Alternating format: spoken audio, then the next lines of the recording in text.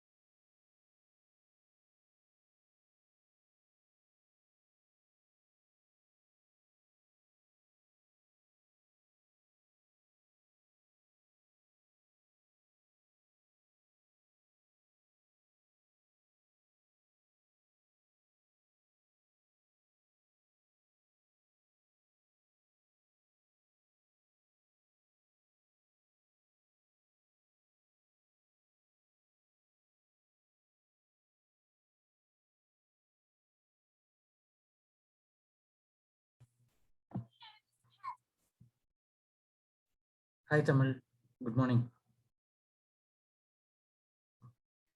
Yeah, morning Mudri. Tamil, I got some doubt. Like, shall I share my screen? Sure. Yeah.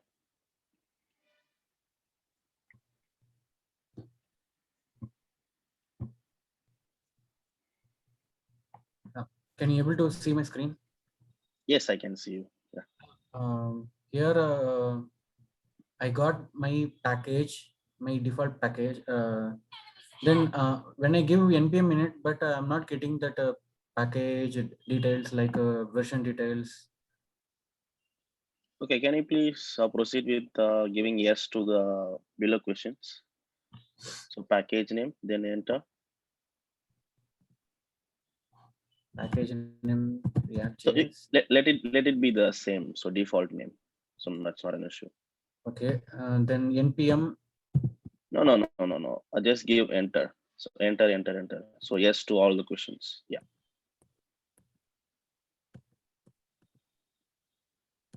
Okay, fine.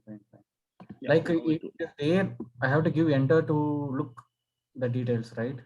Exactly. So what it means is you are giving yes, saying yes to the answers, like saying yes to the questions that they ask. So if you don't want to use that, you can add a flag called -y so that it will take the default value. No, here it should be again enter. So npm init -y space -y. Yeah. Okay. Yeah. Thank you. Yeah. Thank you.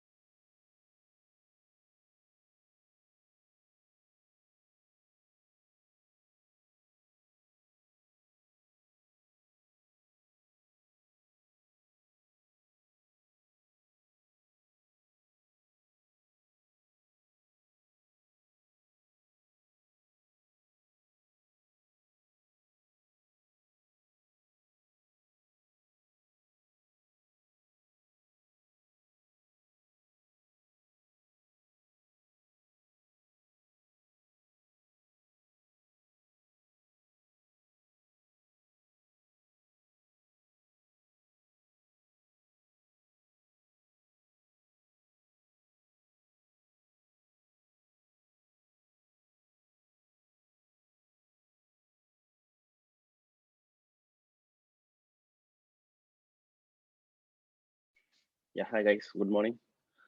Yeah, let's get started for today's session. Let me share my screen.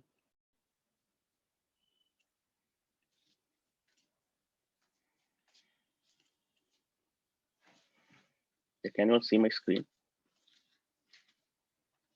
Can anyone confirm?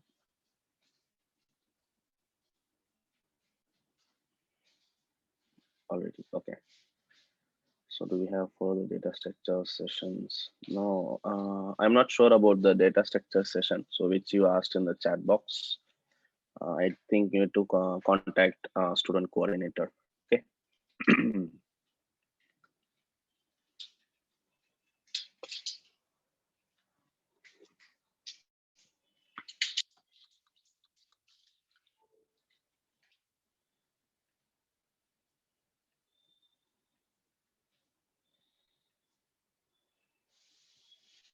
Okay. Yeah. So the topics for today's session is, so I told you, right? So we will be proceeding with React.js and Node.js in the upcoming sessions. So I told you yesterday, so there is a basics that needs to be covered before moving on to any other sessions in React or Node. Okay. The first session was so introduction to NPM. So yesterday I explained you what is a node, what is a NPM, so how it works and what is the purpose of it and how to install it and some basic commands. So that's what we saw yesterday. So these are all the commands that we saw yesterday. So some installation basic commands. Okay. Yeah. Hope you might have tried it yesterday. So this is one part of your basics. Okay. The next thing is so your JavaScript. Okay. So you might have learned JavaScript in the previous sessions, like the first sessions law or something like with JavaScript. So without JavaScript, you cannot proceed with Node.js or React or any other things. Okay, but there are some key things that are very specific to React. You might have learned ES6 concepts in your JavaScript sessions, like classes, inheritance, and other stuffs in your basics itself. Okay, so what I will do is I will just go over those things. Okay, because before React, so if you are very familiar with those syntax, and it will be very easy for you to understand how React works and how to code in React. Okay, so that's the agenda for today. So I will cover like some basic concepts, like basically like what is the difference between varlet and const and the scoping issues and what is an object, arrow functions, destructuring, spread operator, and those main things. So which are very specific to React. So whatever the React application that you take, okay. So ES6 is a very key part in that particular application. Okay. So that's what we are going to see today. So let's get started. Okay.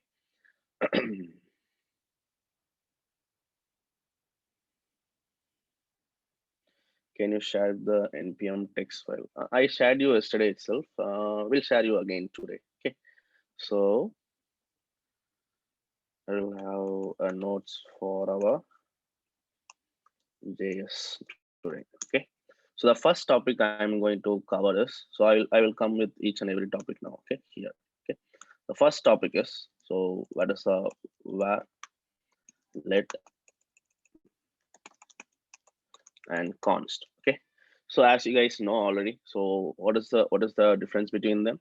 So where is like something like global scope, and let is something like with a very specified scope inside a particular block. Okay. Const is again a block level scope, and its value cannot be changed. Okay. So that's the thing that basic some basic thing that you know. Okay. So what I will do is I will go over some samples, some simple example to understand how it works. Okay.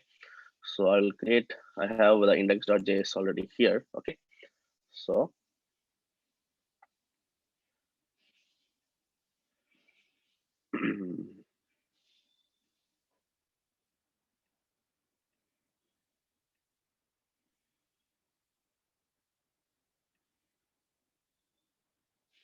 all right. Okay. So before having this as index.js, what I'll do is I will create a folder here. So JS concepts. So inside that I will have the samples. Okay. So inside that, the first thing that we are going to cover is what is the variables, right? So what is var, let, and const. So I will have something called variables.js. Okay, and here let's move on to that particular folder. So GUI and JS concepts here. Okay, so we are inside that particular folder now. Okay, so now, so the first is, I told you I'm going to show you what is the difference between var, let, and const. Okay, so I will create a function. Okay, so function. So what it do is, it will just print all the elements in array. Okay, so print array. I will have a function something like this. Okay, and what I will do is, I will have something like for. See, I'm going to use var here. Okay, so var I equal to 0. So it is very simple. I will have it in this way. Okay, so see, var I equal to 0. So normal for loop. Okay, so nothing other than that. So condition is var less than 5. Okay, and I plus plus. Very simple. Very simple var condition over here. Okay, so now what I'm going to do is, I'm going to just print the console.log of I here. Okay, so here I'm going to call the particular function. Okay, so what I'll do is print element and call that particular function. Okay, very simple.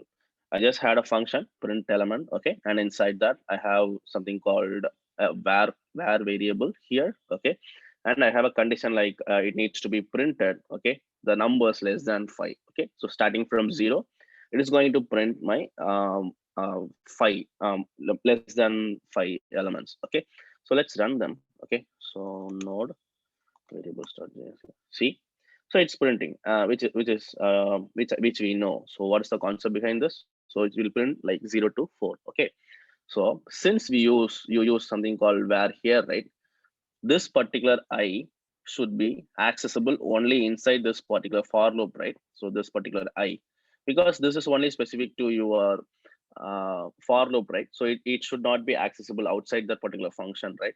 But if I print console.log of I over here, okay, so if I run it again, see, 5 is printing. Okay, so that's the concept of your var. Okay, so your var is accessible, like I is accessible throughout this function. Okay, it's not like only inside the particular loop. Okay, this particular var I is, in our case, this I should be accessible only inside this particular loop, right? But when I access I over here, it's printing me the element. So how it came 5 here. So first 4 elements, first when 0 comes here, it prints, then increment is happening, 1 2 3 4 has printed, then increment is happening here. So now currently the value of I is 5. The condition fails, it come out of the loop and it prints this. Okay, so that's how 5 is printed.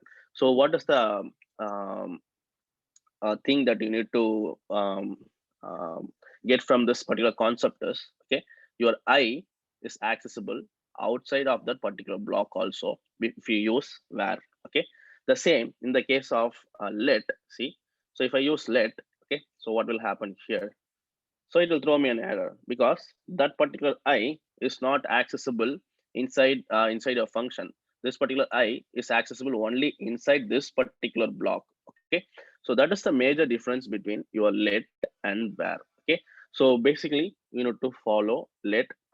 So that is the latest syntax of your ES6. Okay, so why is that the thing? Because here this particular value need not have the need not to be accessed outside of the particular loop, right? Because for example, if I have something like var I equal to, so something like okay, I will have something like 23 here. Okay, and if I use var I here, okay, and if I print I again here, I may need this value in later point of time. Okay, that's why I have initialized with I. Okay, but if I use var I equal to 0 here, what will happen? It will overwrite the I value, which is 12, to 0 because it is a global scope. Okay, so if I print here, okay, so actually I need the value 12 here. Okay, but it is been overwritten. But if I use something called let over here,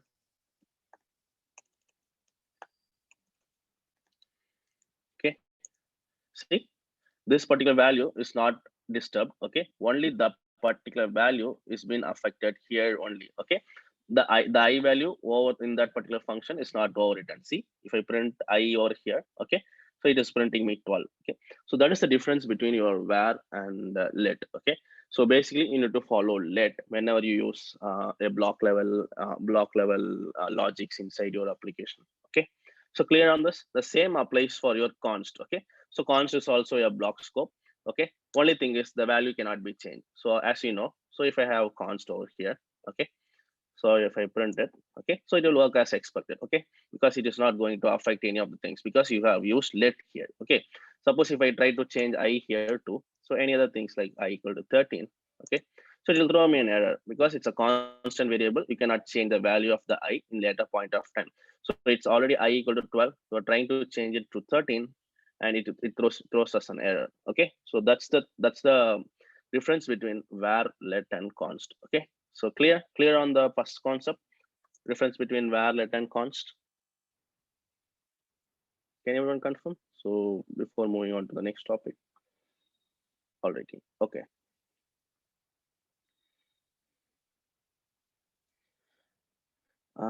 Okay.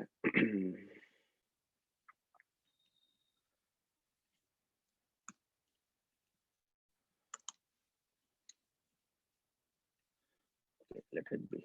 So let it be here. So I'm going to ask you guys a question now. Okay, so you are going to answer me. I asked this question in the interview. I was the one who was interviewing you and one another batch, but most of them told the wrong answer. So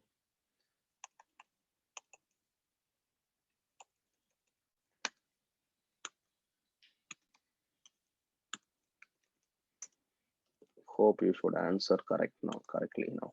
So what will be the output for it? Can anyone answer?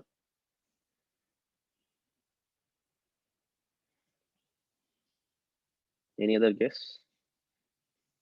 So undefined error, then not defined.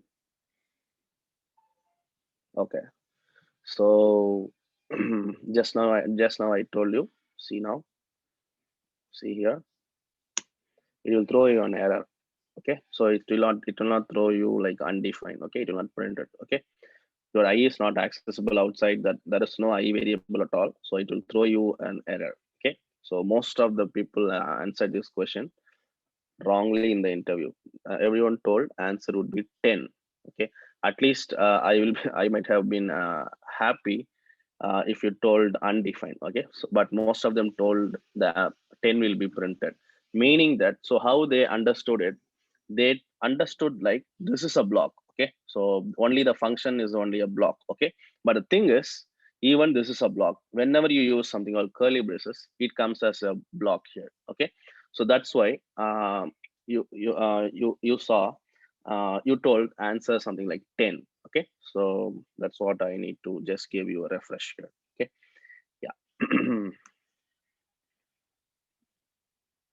Alrighty, so now we are done with var, let, and const. Okay, so let's move on to the next topic. Okay, so what is the next topic that I want to cover is, it's going to be objects. Okay, so you guys know it already. So objects. So inside objects now, so I'm going to create one more file, objects.js here, to explain you the concepts. Okay, so what is an object? Can anyone answer? So all the concepts that I am going to take today, so you already know it. Okay, I just want to give you a refresh and how it works, and maybe you might have some doubts on them. So I just want to give you a refresh before going on to the React part. Okay, yes, it's a key value pair. Okay, so I will have an object, something like const object. So name, something like name equal to, I will have something called Ruby over here. Okay, and you can have any property, right? It's not like you can store only the string. Okay, you can store anything like age. So age can be something like you can have like 15. Okay, okay, so this is a number, this is a string, and even you can have your functions. Okay, something like this. So function. Okay, and in return you can console.log of this dot name. Okay, so basic thing is I have a name property, I have a age property, I have a get name property, and that particular get name, if I call them, it will print me this dot name. Okay, this dot name is nothing but my GUI here. Okay, so I'm going to console them now. So console.log of object dot get name. Okay, if I call that particular function, so what will happen? So if I go here, so node objects.js, it's going to be undefined. So what is the reason? So is there anything wrong here? So then, sorry, here it is. Okay, so here it just printed GUI here. Okay, so what is the reason here undefined? So it means, yeah, someone mentioned, so there is no return function. Okay, so that is not a big deal now. Okay, so basic thing you need to understand here is your this will point to your property. Okay, so this is the early syntax before ES6 comes into place. Okay, so something like get name into mention it as a function and other things. Okay, so now the latest function is you can call them directly. Okay, so it will work as the same here. See, GUI. So no difference at all. So this is the syntax you need to understand. So older syntax was you need to mention function, something like this, and then later point of time using ES6 syntax. So the latest syntax would be something like this. Okay, so now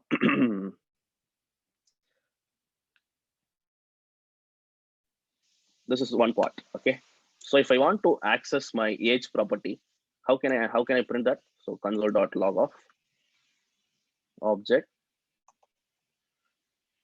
There are two ways to access them. How can we access them? Object. Okay, dot age. Then yeah, I know you will be answering object.th. So what is the one another way? Exactly. So object.th. Okay, and again it's going to be object of age. Okay, so let's try. Okay, so it is working as expected. So in order to access the property of your objects, you can take it in two different ways. One is something like this, and one is with your directly the property of that particular property name. Okay, so that's the thing now. So now, so we saw whenever I print object at get name, okay, what it printed. So it printed me GUI over here. Okay, suppose I'm going to ask you a question. Okay, so what is the question? I'm going to assign this particular get name function, right? So object dot get name to a variable. Okay, and then I call that particular function. Okay, so can anyone guess what will happen there? So for example, I will print the this here. Okay, so get name. Okay, so it will print all the this now. Okay, so if I go here and run this, it will print me obviously. So name equal to give me all the properties. So age equal to 15 and get name is a function as we know already. Okay, suppose I am going to assign this object dot get name to a variable, and then if I call that, what will happen? So for example, const. Okay, so I will have something like get name, or you can have any name. Okay, and assign this function here. Okay, now if I console them, so console.log of get name here. Okay, so if I console it, what will happen here? So it will print me the function because it is a function, right? So it will print me the function. Okay, suppose if I call this, okay, and call this and start executing, so what will be the output?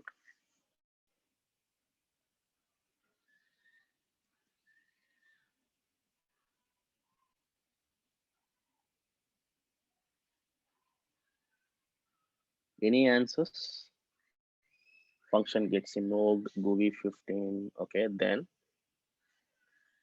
so I will show you. So what I will do is this call them and object dot get name. Okay, so this is the first example. Okay,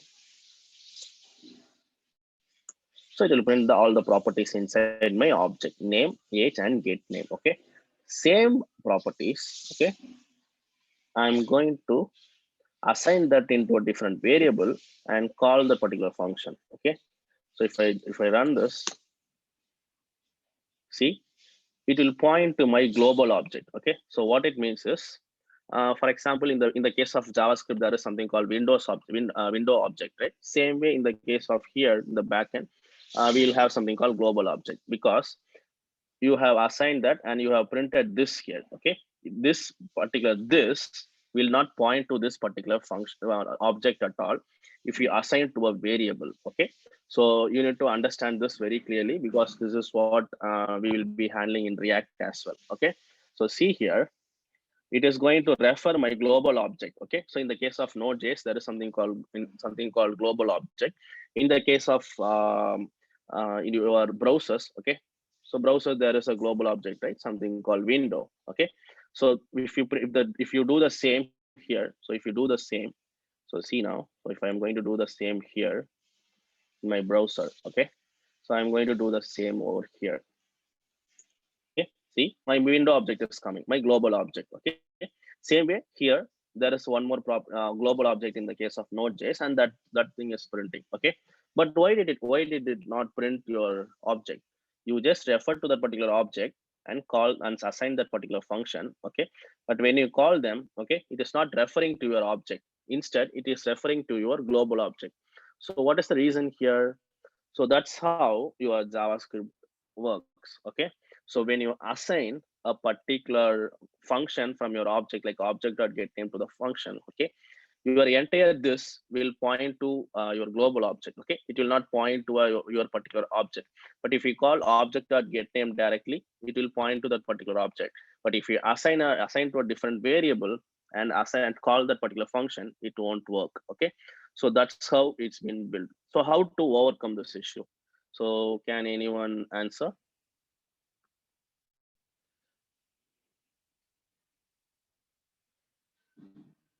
So in case we use console.liblog this dot name. Okay, so you want me to print here this dot name.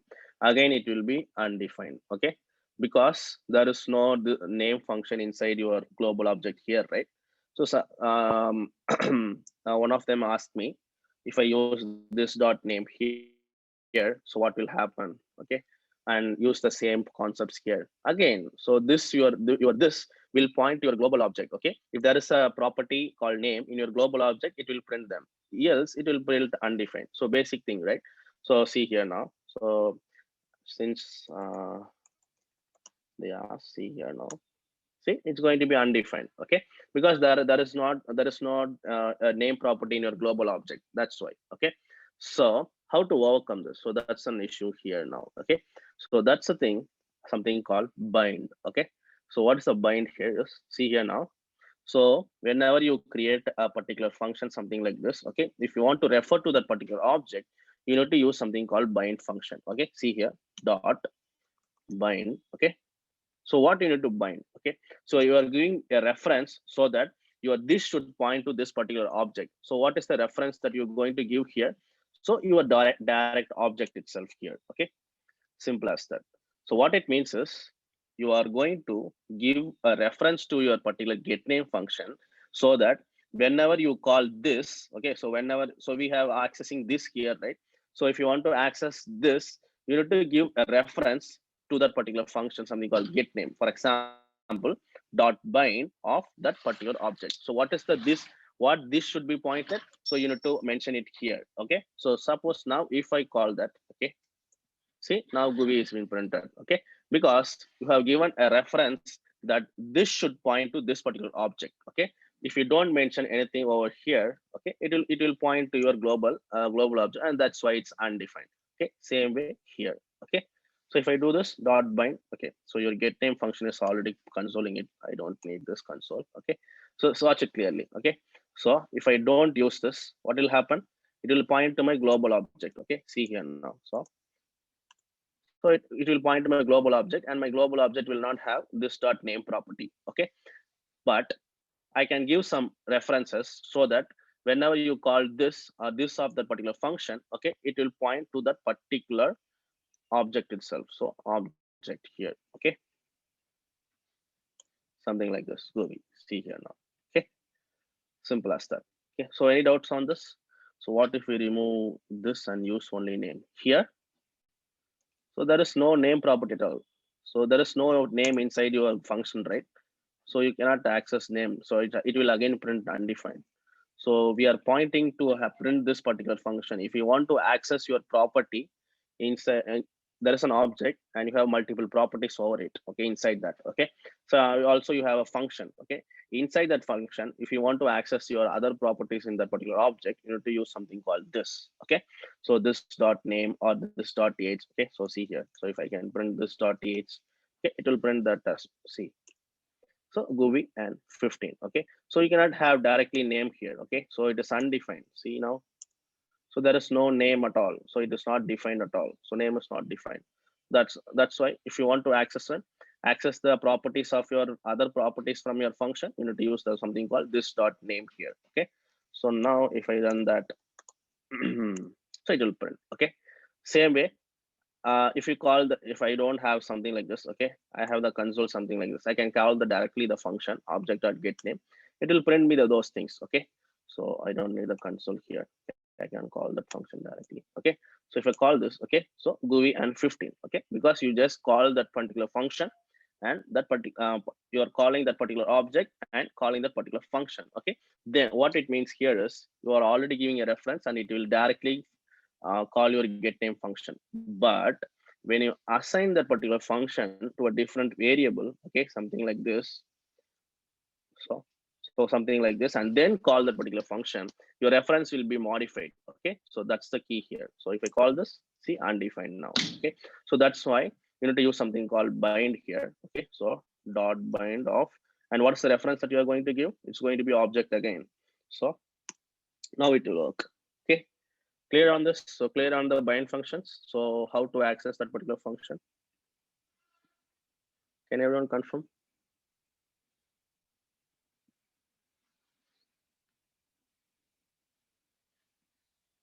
Okay, yeah.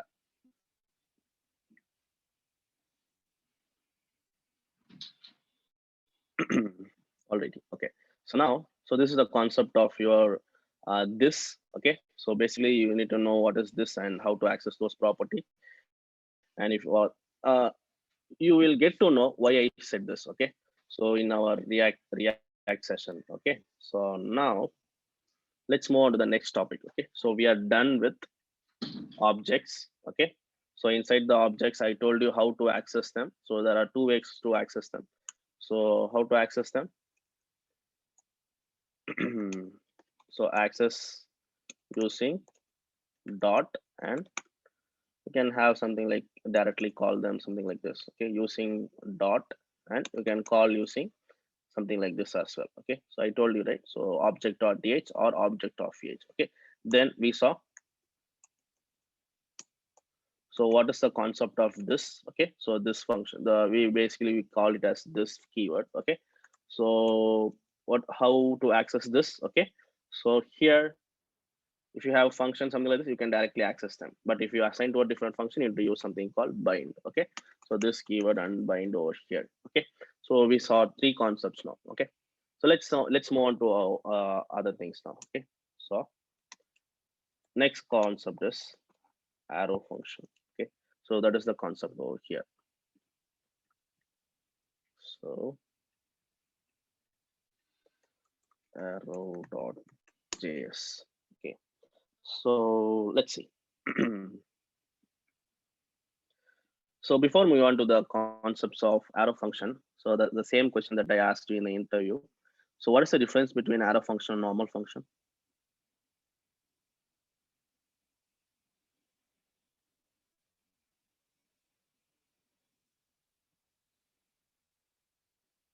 Yeah, it's ES6. So then what is the difference between them?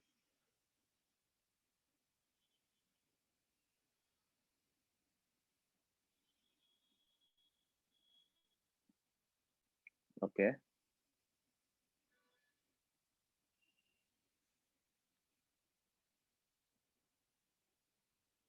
Okay, so I could get some things now. There is one thing that you missed to answer in your interview. Okay, so that is the first point. Whenever that is the first point that should be answered whenever they ask a question to you, like what is the difference between arrow function and normal function. Okay, so let's see. Exactly, so someone mentioned it, so no binding of this. Yeah, so interviewer expect that particular answer first, and then you can proceed with your other answers like syntax and other things. Okay, so first thing you need to say is no binding of this in an arrow function. Okay, so let's see. So first thing is arrow function. So I'm going to show you a sample. So something like a basic thing, right? So square. So this is what we usually explain to a person. So this is normal function. Okay, and it is going to take a number here. Okay, so this is going to give you a square, right? So I'm just going to give something called num into num. Okay, very simple. Okay, so when you call that particular function, okay, square of 2, it will give you the square. Okay, so basic JavaScript.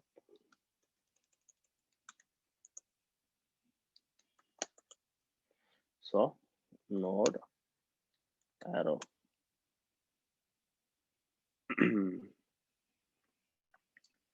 Oh, I did not printed it. Console.log off. Okay, so if I run this, it will give me 4.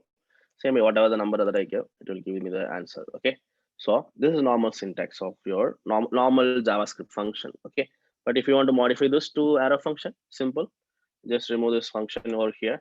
Okay, and have the arrow over here. Okay, so if I run this, see again the same answer. Okay, and also what is the next syntax over here?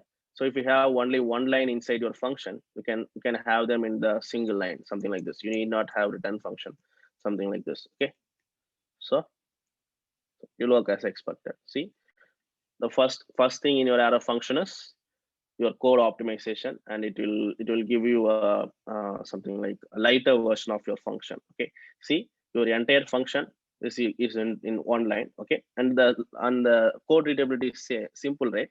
It takes a number, return num into num. Same applies for your multiplication and whatever the functions that you have. Okay, but if you have multiple lines, you would have something like this. Okay, block level, and have the concepts written inside them, and then return whatever the answer or whatever the value that you want to return over there. Okay, so this is the concept of your arrow functions. Okay, so this is what basically you guys know about your arrow function. Okay, so let's see one more concept now.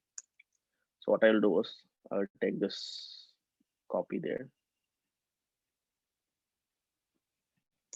Okay, I print it here. Okay, so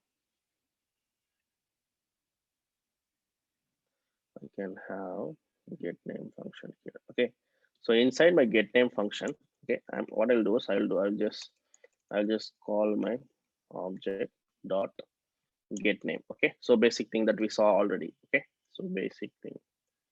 Okay, it will print my GUI and 15 and other things. Okay, okay, so here in the case of get name, I just call them. Okay, here what I need to do is, for example, I need something like set timeout over here. Okay, so set timeout function, so it should print only after certain seconds. Okay, something like after 1 second only it needs to be printed. Okay, so I will have a function here.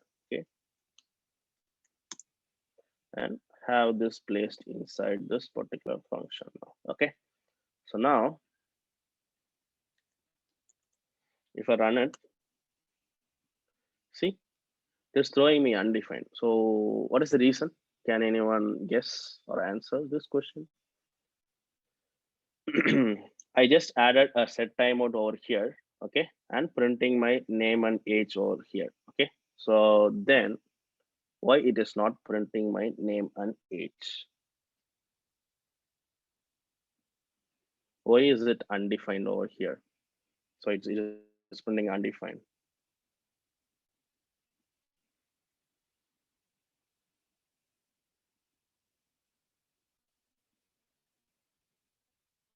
Exactly. So what happens here is your this here, right? It will point to, okay, what I'll do is I will print this here. Okay, see now.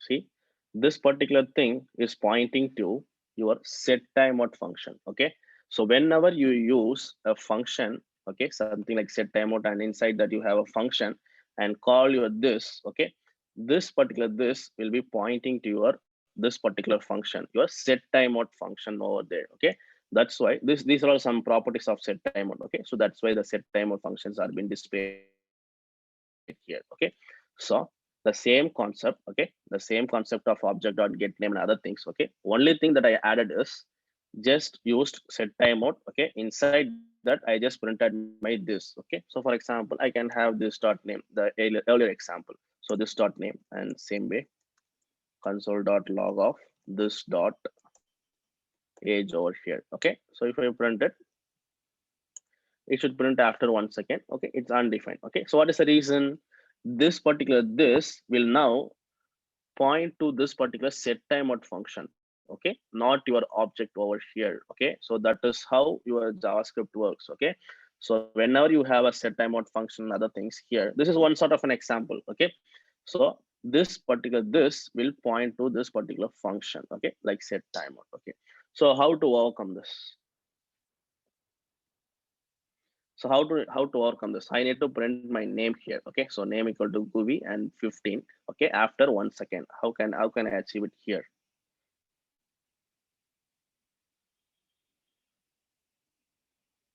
No. Okay. So what I need to do is come here, modify it to arrow function. Okay.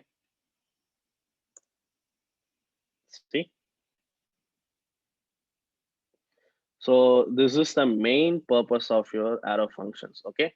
So whenever the question has been asked in your interview, the first thing that you need to give here is whenever you use arrow function, okay, it will not take, like, this will not overwrite my this. Okay, so what is the this from till now? Okay, my this, what is the value inside my this? Okay, it will have a property called name, it will have a property called age. Okay, it will have a property called get name. Okay, until this particular line. Okay, so when I use this particular line, okay, when I come to this particular line, if I use normal function, what will happen here is my this here, right, will be overwritten inside this particular function. Okay, so this will be overwritten. Okay, so what is the function that will be overwritten? The properties that are specific to set timeout. Okay, so that's what I showed you. So set timeout will have some properties, right? That will be overwritten when you use something called a normal function over here. Okay, but if you want to access the objects, like properties outside of that particular thing, and you don't want to override that particular function, you just need to use function called arrow function here. If you use this, your this will not be overwritten. Okay, your this will still point to the outer block itself. Okay, so your this will now acts will be having the reference to your name, age, and get name. Okay, see here now. So now it will print Guvi and 15. Okay, so this is the main purpose of um, your arrow function. Okay, so you can, there is multiple ways, so I can see the answers in your chat box. Okay, but I don't I just want to show you how it works in the arrow function. Okay, so the agenda here is I'm going to explain how to use them in ES6 concepts. So these are all some concepts we will be using in React part. Okay, so see the same property, if you use arrow function, okay, your this will not be overwritten and it will point to my outer block, like name equal to Guvi and age equal to 15. Okay, that's how your arrow function works. So now if they ask you a question, what is the difference between normal function and arrow function? The first point it should be is, so your arrow function will not have this at all. Okay, so this particular this will be pointing to your global scope itself. So that's the first answer. Second thing is, it the major, as you told already. So the syntaxes, it is very optimized and very readable. Okay, so that's the thing here. Okay, so so clear on this? So I just the older way of doing it is using the bind. Okay, So that's what I told you here, bind. Okay. The new way of doing it is here is like arrow functions. Okay. Yeah. So do you guys have any questions on this concept? So arrow function. Okay, arrow functions over here.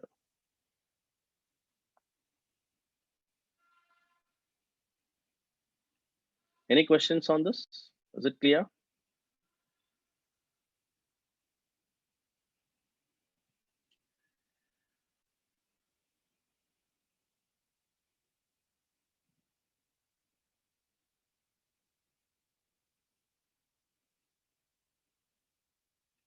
Okay. So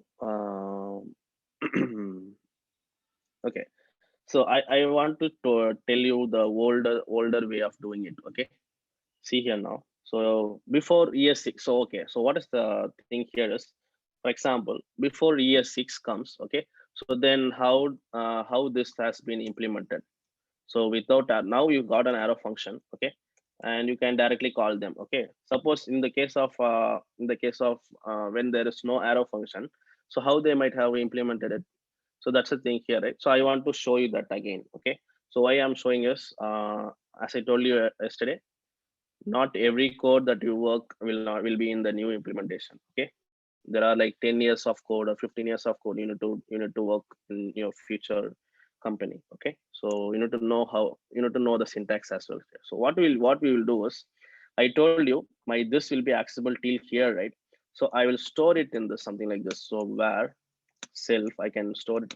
So we'll follow this particular syntax itself. You basically we'll use this self here. Okay.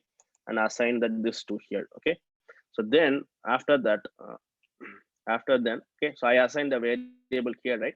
I can call that function directly, something like the self.age num self.age. Okay. So if I do this, see, okay. So basically what I'm doing is I'm just assigning my this to a particular variable. Okay. Okay. So now my this value is assigned to this particular self. Okay. And then I can access the self function, right? So directly instead of calling the this over here, I can directly call self.name self.age. Okay. So this is what we use before arrow function comes into place. Okay. If you don't want to use this in the new syntax, you can call directly using the arrow functions. Okay. It will work as expected. Simple as that. Okay. It should be this here.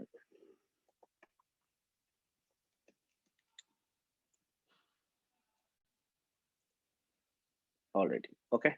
So now we saw four concepts. One is valid and constant objects.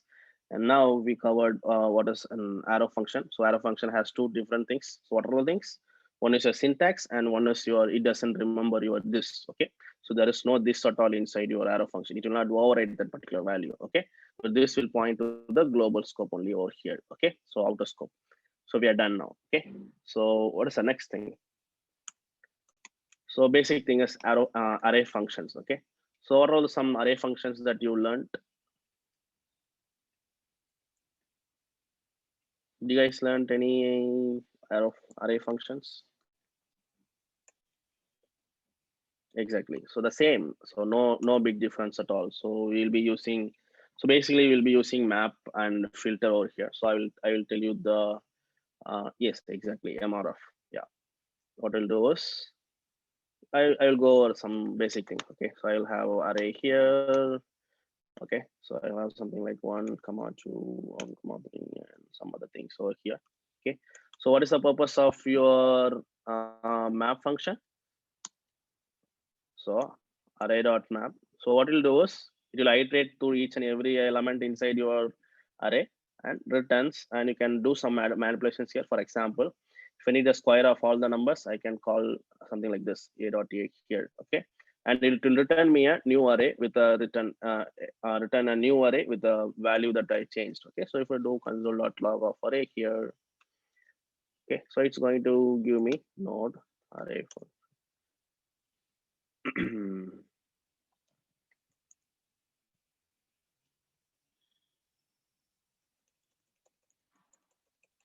so node array function. So,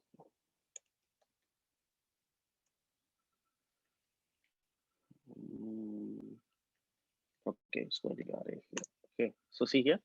So 1, 9, and 6 and 4. Okay, it is just displaying my displaying the output of all the squares. Okay, so that's the thing here, 1, 9, and 64. Okay, so this is how your array map works. Okay, so what I'll do is I'll have something like this. Okay, 9,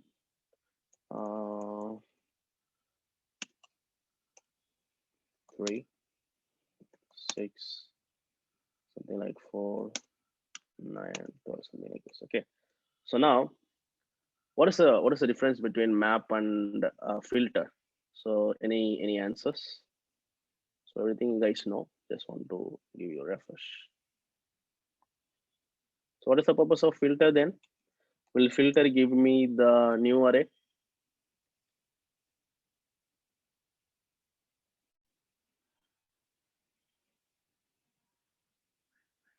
Oh, mixed answers. Okay, so see here now. So I'm going to use filter over here.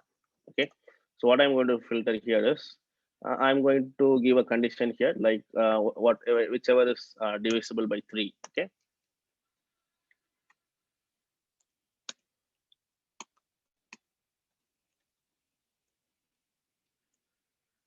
so it's returning me new array. See, so most of them told me like mixed comments like yes, no, and other things. Okay, filter also will give you something like this. Okay, so based on the condition, it will filter certain things. Okay, so now if I print my array over here, what will happen?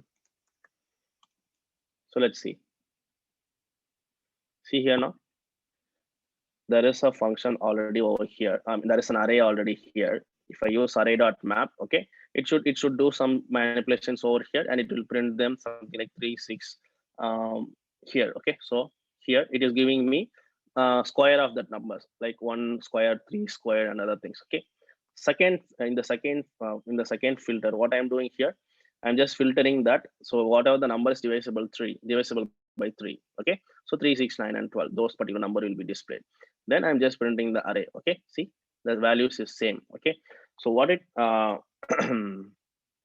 so what it means is your array, right, it will not be modified at all. Okay, whenever you use map and filter functions. Okay, so what will happen here is it will have the same thing. Okay, same array, but it will give us a new array here. Okay, see, array dot map will give the new things, array dot filter will give the new thing, and my original array is not affected at all. See, that's the thing with your map and the filter functions. Okay.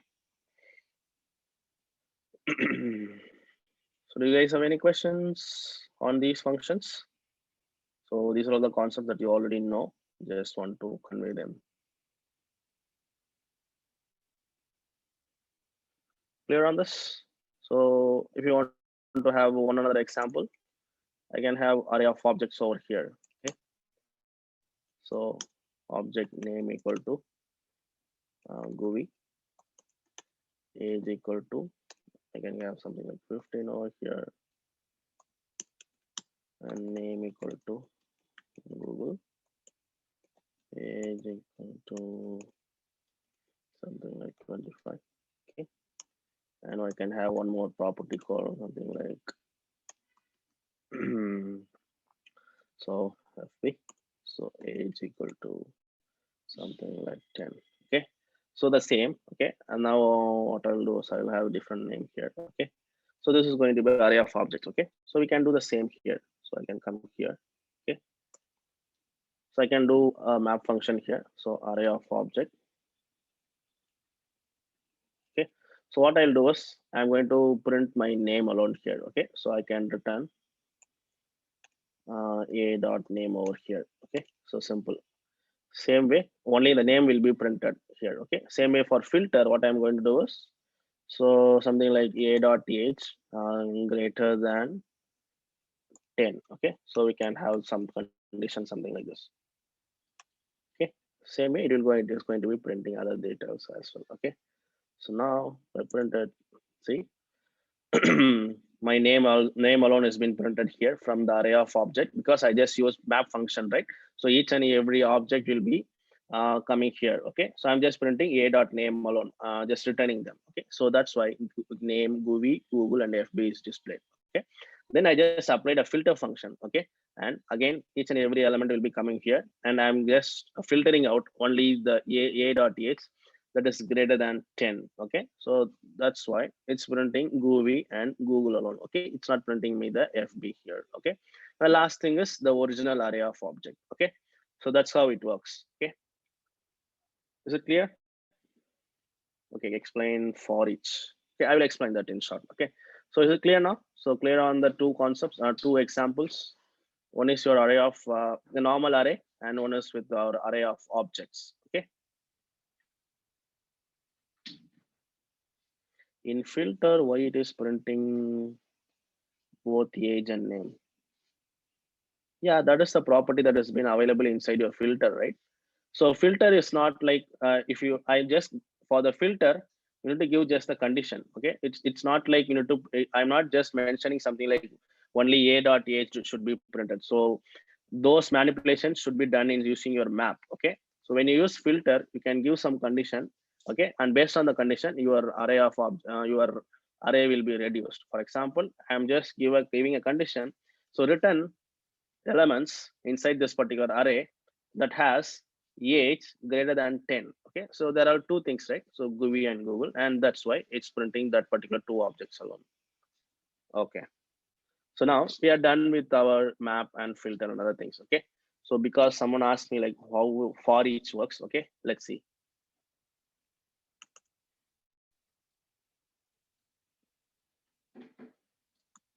Okay, so I'm going to console this as well. Now I'm going to use the for each function now. Okay, array dot for each. Okay, so each and every element inside that array. Okay, and I will do the same here. Okay, I'm doing the same. So here this I'm doing the same here. Okay, so what will happen here? See, undefined. Okay, so what is happening here?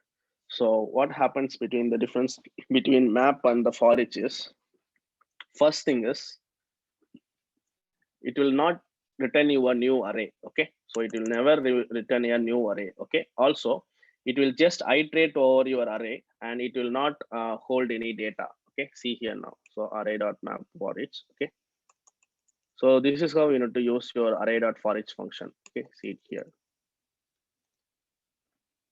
Exactly, you need to create a temporary variable. So okay, so it is not returning a new array, right? So what you need to do is you need to have a temporary array. For example, okay, I will have something called temp. Okay, so here what you need to do here is, okay, each once your array of element will be coming here, right? So okay, so inside the temp, okay, so basic now JavaScript function, basic array function. Okay, so inside that particular array, so you're looping over each and every element inside the array. For example, now the a will have the value, so now a will have the value 1. Okay, so what you'll do here, so you are having a temporary array and push that array with a into a.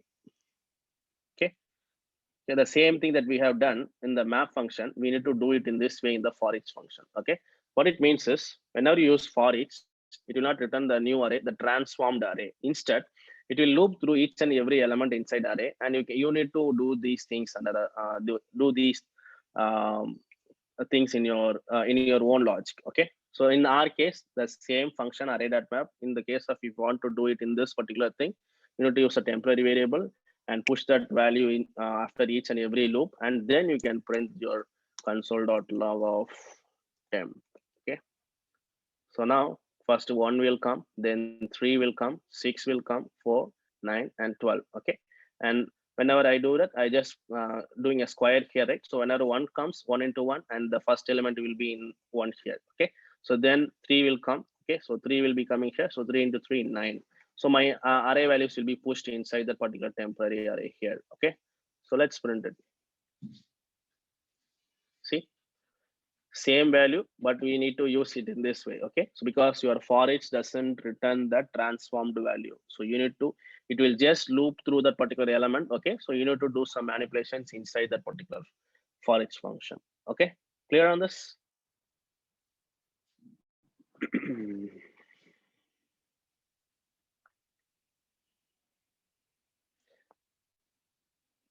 any blind example of where to use for each and map?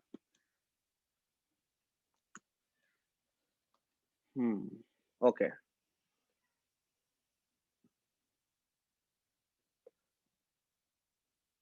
Already. Okay. So what I'll do is, so since someone asked me the example of when we use for each and for each and for map. Okay. So let's see. I have something called student details. Okay. So something like students. Okay. It holds a different data, name equal to something like student 1. Okay. And age equal to something like 12. Okay. Same. I have something like this. For example, the student will have some ID, right? So ID equal to 1. And I can have ID equal to 2 and ID equal to 3. Okay. So now you have the thing here. Okay. Students detail. Basic array that has a list of all the students. Okay. So now here there is a logic for you. Okay. So there is a necessity that what you need to do is you need to fetch all the subjects that particular student has. Okay. For example, there is one more array, something called course here. Okay. So or something like okay, I will have something like subjects here. Okay. So subjects, and it's again an array. Okay. So it will hold, okay, what it holds is that particular student. Okay. So who is the student here? So something like student ID equal to 1. Okay. And all the subjects. Okay. What are all the subjects it has? He has subjects. Okay. Something like this, something like Max, English. Okay. Something like this. Okay. Consider in this way. Okay. So same way for other students as well and other things as well. Okay. So now whenever, so what is the example here is, suppose if you want to access all the subjects, okay, all the subjects that the particular student um, uh, is studying. Okay. So ID equal to 1. Okay. So what you'll do here is you cannot use map here, right? So what's the purpose of map? Map will only work with this particular array alone. Okay. So your map function will work only with this particular alone. Okay. But if you want to have some logics inside that particular map function, and for example, get the student subjects that the student is studying. Okay. So we need to write some logics inside that particular map, right? Okay. Something like this. For example, here. So using the map, you cannot use map over here. Okay. Because you are going to do some logics inside your students function. Okay. So see here. So students dot for each. Okay. I will be getting each and every student detail over here. Okay. And I can write some logic over here. Okay. So I can have some temporary variables. So complete student details. Okay. So const student details. Okay. Something like this. Okay. So I can have my student as well. Okay. For example, what is the student detail we'll have here? So if I print stu here. Okay. So I will console these things.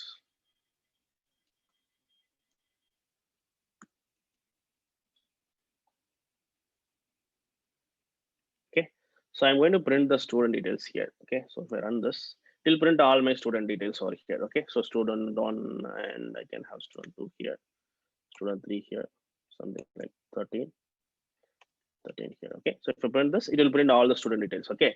Suppose if I want to add some more properties to this particular student details, like getting the details from, for example, all the subjects. Okay. So here, if you want to access the subjects here, student ID. Okay. So you need to add those logics here, right? So get that particular array subjects here. Okay. So for example, I'm going to add one more property to the stu. Okay. Your stu already has ID, name, and age. I'm going to add one more property called subjects and get that particular subjects of the particular student from this array. Okay. So something like this. I can have stu.subjects. Okay. So what is that? Subjects here. Okay. So subjects dot, see how I can use it. See multiple functions. I'm going to use filter here. Okay. And I'll be getting each and every subject here. Okay. So subject So what is the subject has the property? Something called student ID. Okay, student ID equal to. So which is a student ID? So stu dot ID, right? So I'm getting the subjects. Okay, so then now I will console them. Okay, console dot log of stu again. Okay, so if I run this, okay, see now subject property has been added to my property over here. Okay, and that particular list has been printed. Okay, see student dot subject, it has subjects dot filter. Okay, I just getting all the subjects from my subjects array. Okay, so basically you just don't want to confuse yourself. What you need to do here is, if you want to do multiple things inside your for each or other things like getting data from the server and other things, okay, for each and every student you can have them placed inside the for each function. Okay, but if you want to work with that particular array alone, like students and other things, only that particular array has been only is needed, we can use map function. But if you want to add some other logics like some other array or some other things like calling other functions and multiple logics inside your students, inside the students array, you need to use for each, and you can implement all the logics here. So here one sort of an example is, I have something called subjects array. Okay, so based on the student ID over here, I'm getting all the subjects of that particular student. So this is one sort of an example. So getting all the students over here. So subjects. Okay, so subjects, so I have it here. So just a filter condition here, and that particular student ID is going to match with your student ID equal to 1 here. Okay, so it will work as expected. So something like it will get all the subjects into that particular object, and you can have them printed over here. Okay, clear on this? So this is the so he asked about the example of them, right? So in summary, map function, or for example, whenever you use map function, where you need to use map function is if this particular array element is enough for you. Okay, so you can do some manipulations and return that particular element. Okay, but if you want to have some other logics inside that particular loop, okay, so for example here I just introduce a new logic over here. Okay, so then you can go ahead using the for each and push that particular latest student details to your student details here. After completing everything, you can push it here. Okay, simple as that. So now if you print your student details, it should student details dot push. Okay, so if you push it, okay, your student details will have the latest name. Okay, so that's the purpose of your for each function. Okay, so that is the thing between your for each and map. Okay, clear on this? Can everyone confirm?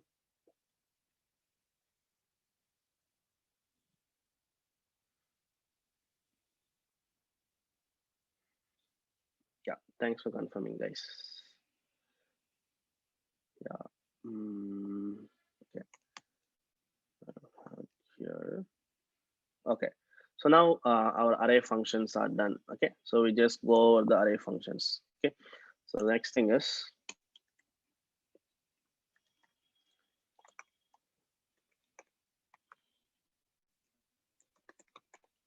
okay, destructuring.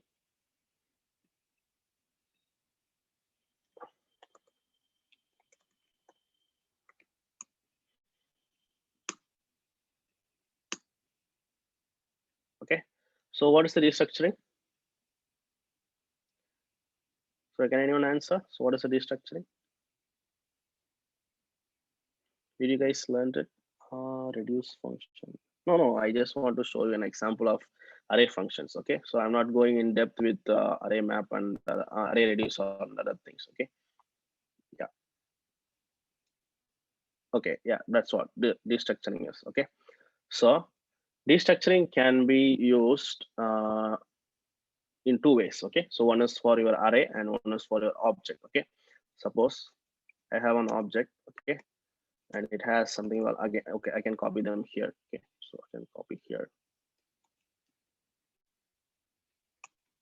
Okay, so now what I need to do here is I need my name property to be assigned to a variable. For example, const name equal to object dot name. Okay, same way const age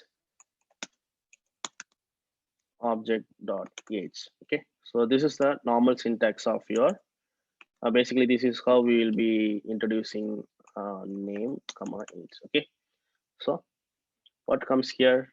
So I have name and age, okay, and just assigning my object.name, object.age over here, okay. So this is how your traditional JavaScript works, okay. So you have an object, okay. I'm just calling that object.name and have it in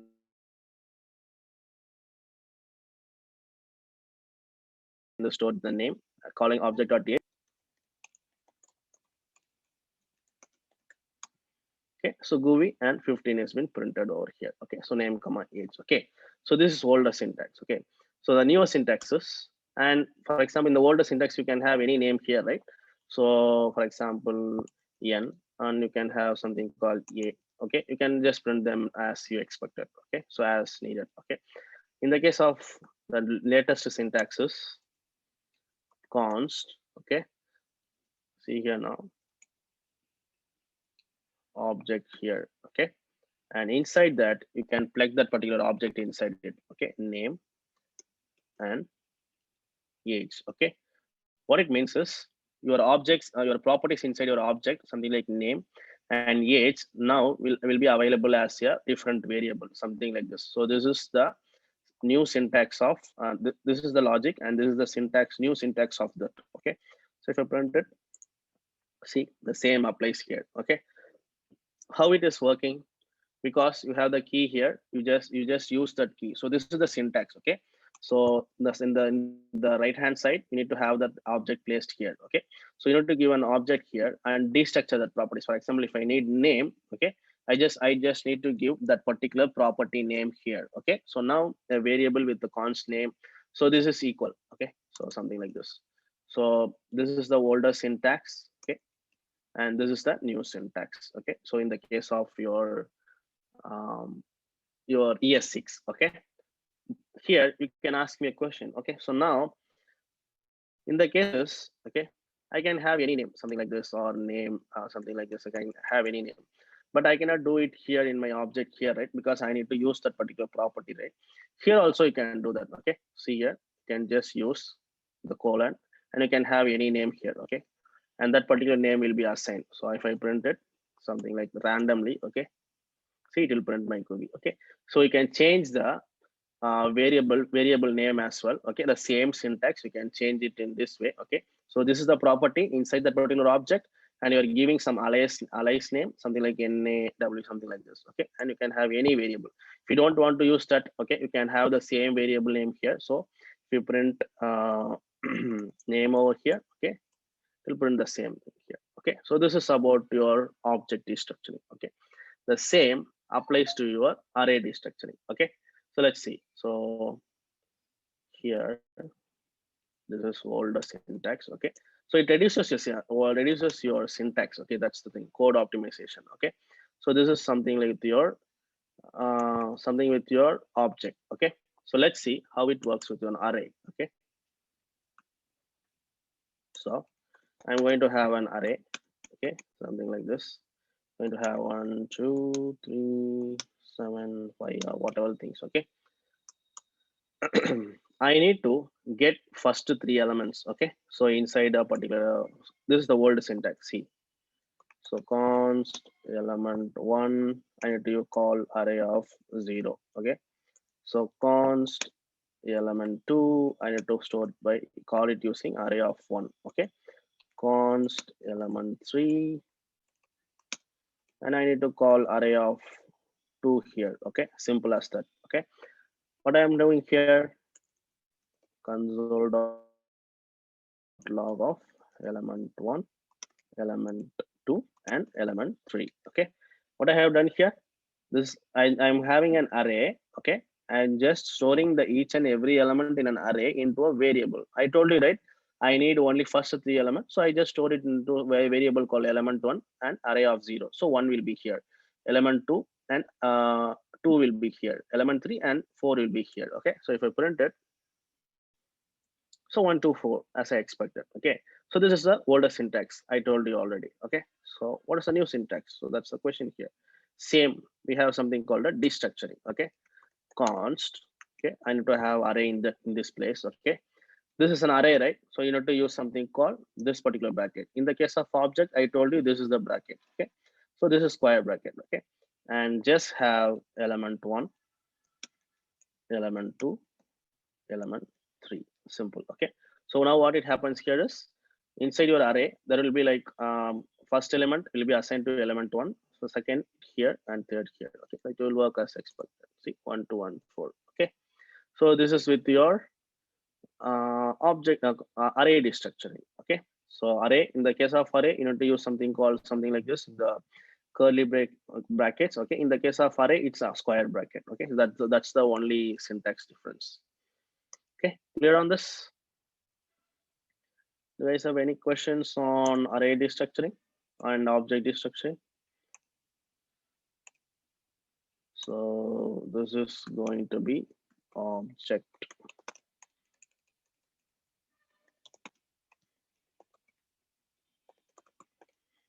And this is going to be array destructuring.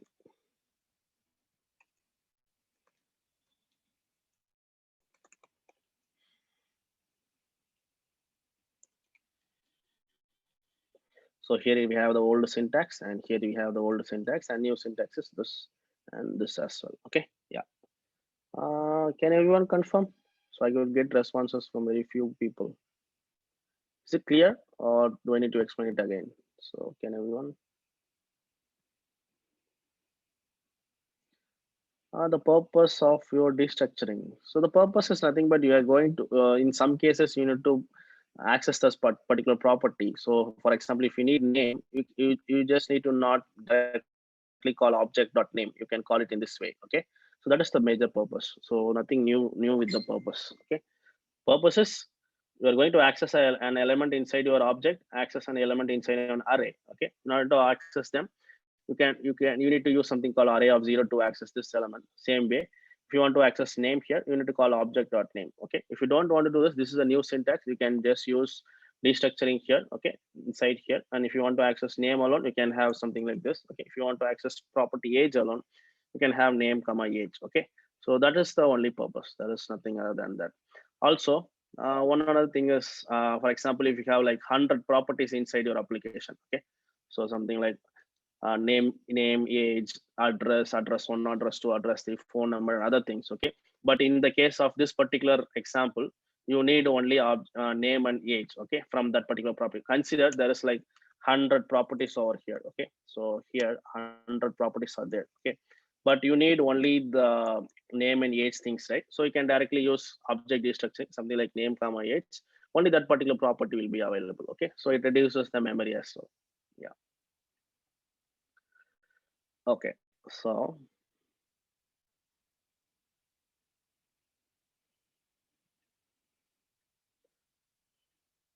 okay, destructuring is done. Okay, so now let's move on to see the next concept. Okay, so next concept is your spread operator.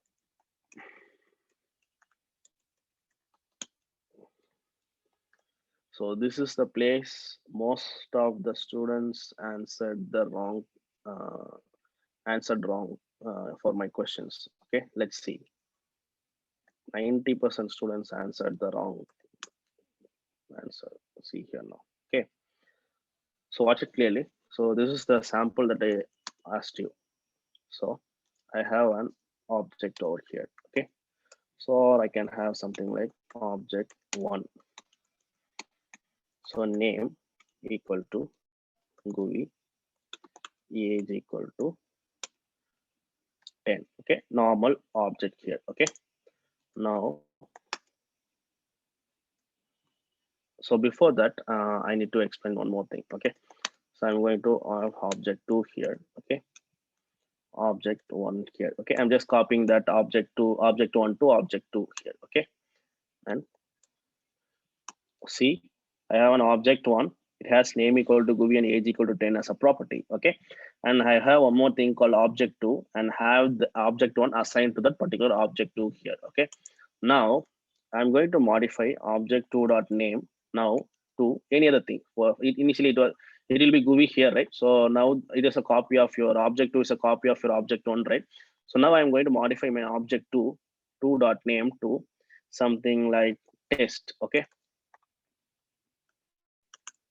console.log of object1 dot name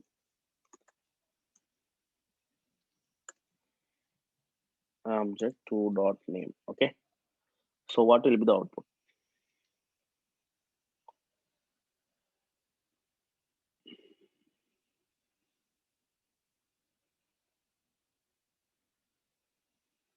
Everyone?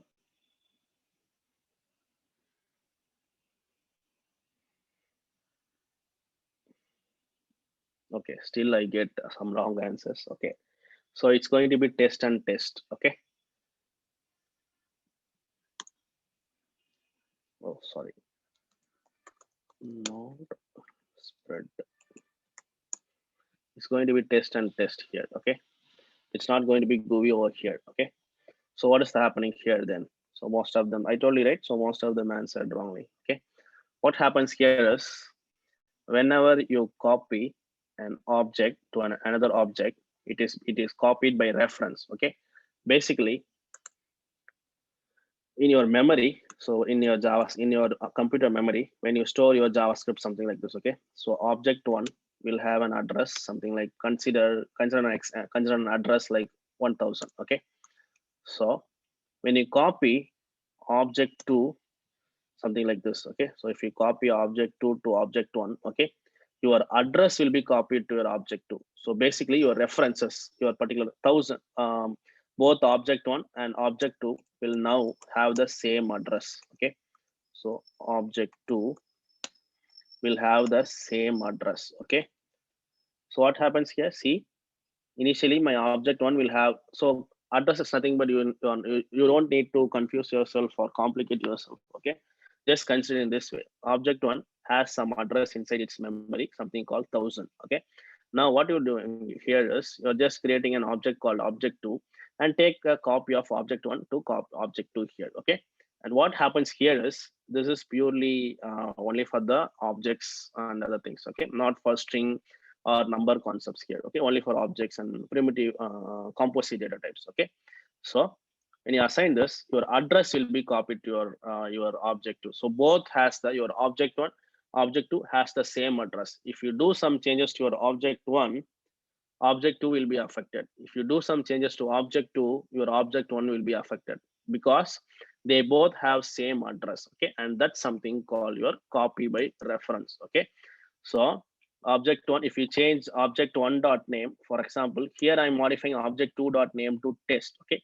what it do is it will change the object two dot name, it will change the object one dot name as well. Okay, because they both have the same address. Okay, so see, that's why both are test over here. Okay, so clear on this before moving on to the next topic? Is it clear? So now you got to know the answer. So most of them in the interview they told it wrongly. Hopefully next time please don't that. Okay. Okay, someone mentioned me const object can be changed. Okay, see here. So the same question I asked in the interview. Okay, so I have const here. Okay, so here I have a const object dot two. I used const here. Can I change the property here? So object two dot name I can do. See here, so I can do that. Okay, because I am just modifying the property inside that. Okay, so I'm not modifying the address over there. Okay, so that's the thing you can do, or you can whenever you use const inside your object. Okay, you can modify the property directly. Okay, it will affect. Okay, so that's it can be changed. It's not like ambers. Okay, suppose if you have const num equal to 1 and again if you change num equal to 3, okay, it will throw you an error. But in the case of object, you just assign to a particular value object two here. Okay, so when will it throw error? Okay, so that's the thing here. See here now.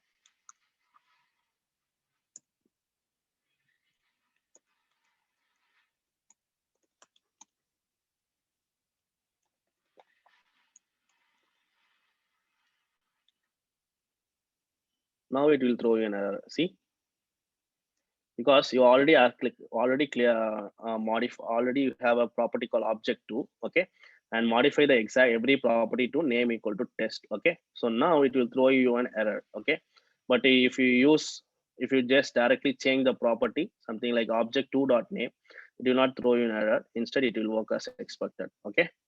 So this is the same question I asked in the interview, and most of them failed to answer this as well. Okay, clear on this? Now is it clear?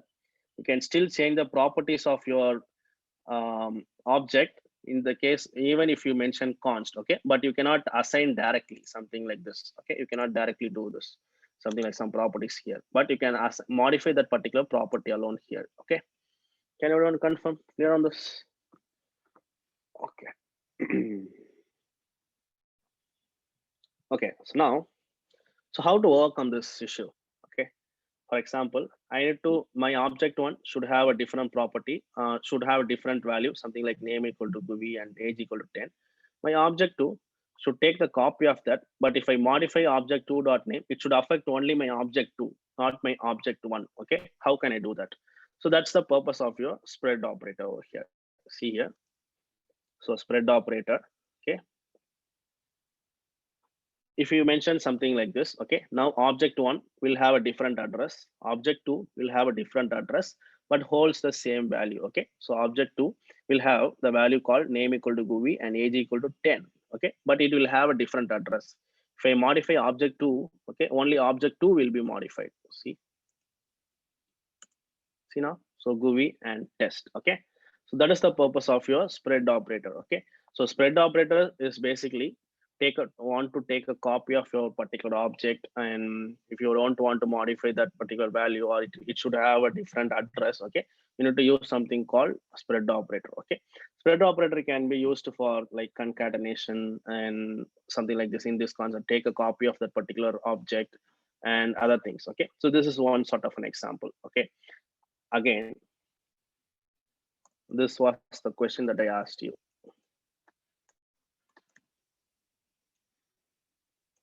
Okay.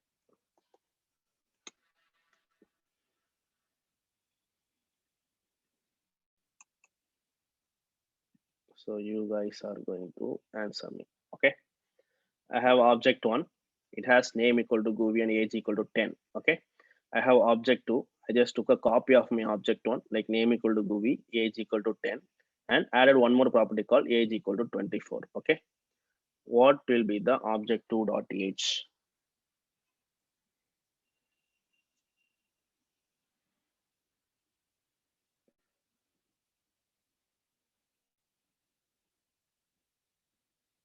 Okay, I put it in this way. What will be object two? Can anyone print it in the type it in the chat box? What if I print object two? What are all the properties will it have?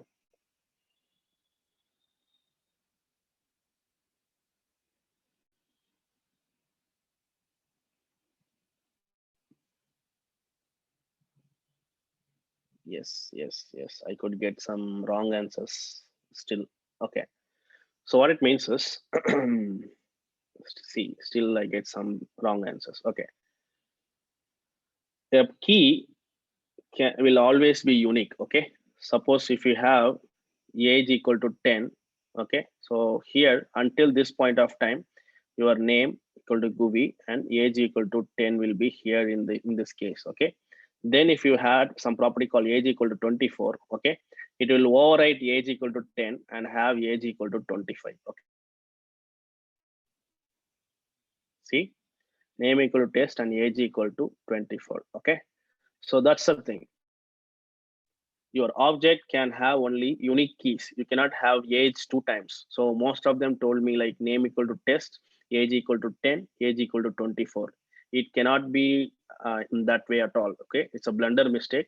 Your object will have only unique keys. Okay, so if till this point of time, name equal to gooey and age equal to 10. Okay, then you have something called age equal to 24. Your age property already 10, right? It will be modified to 24. Okay, it will have only unique keys. See, age equal to 24. Okay, so like 60-70% people answered it wrongly. Okay, so this is not the case. Only unique key property only will be available inside the particular thing. Okay, so now is it clear? So clear on this particular concept?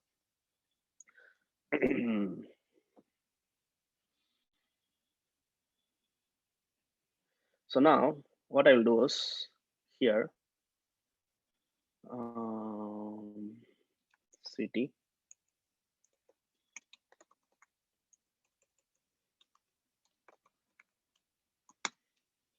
Okay, so what will be the output? Object 2.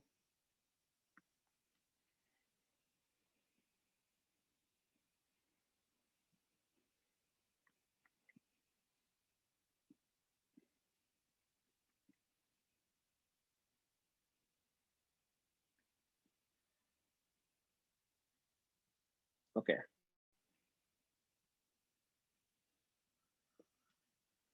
So city equal to Chennai, name equal to Guvi, and age equal to 24. Okay. So what it means is this is something like your concatenation. Okay. So you can have multiple properties mentioned inside here. Okay. So now one last question. So what will be the output now?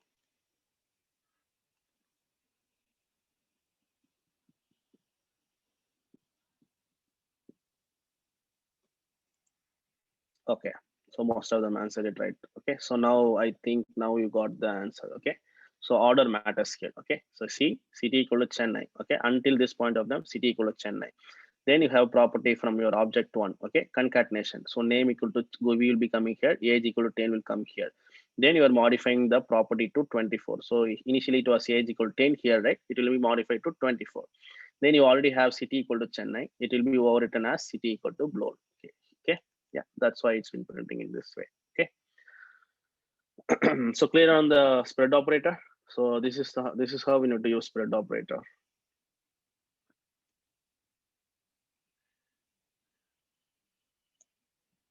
Already. Okay. The same applies to your array as well. Okay. So this is object. Okay. You can have the same to your array. So array. So I can have something like 1, 2, 3, 4, 6, and other things like here. Okay. So now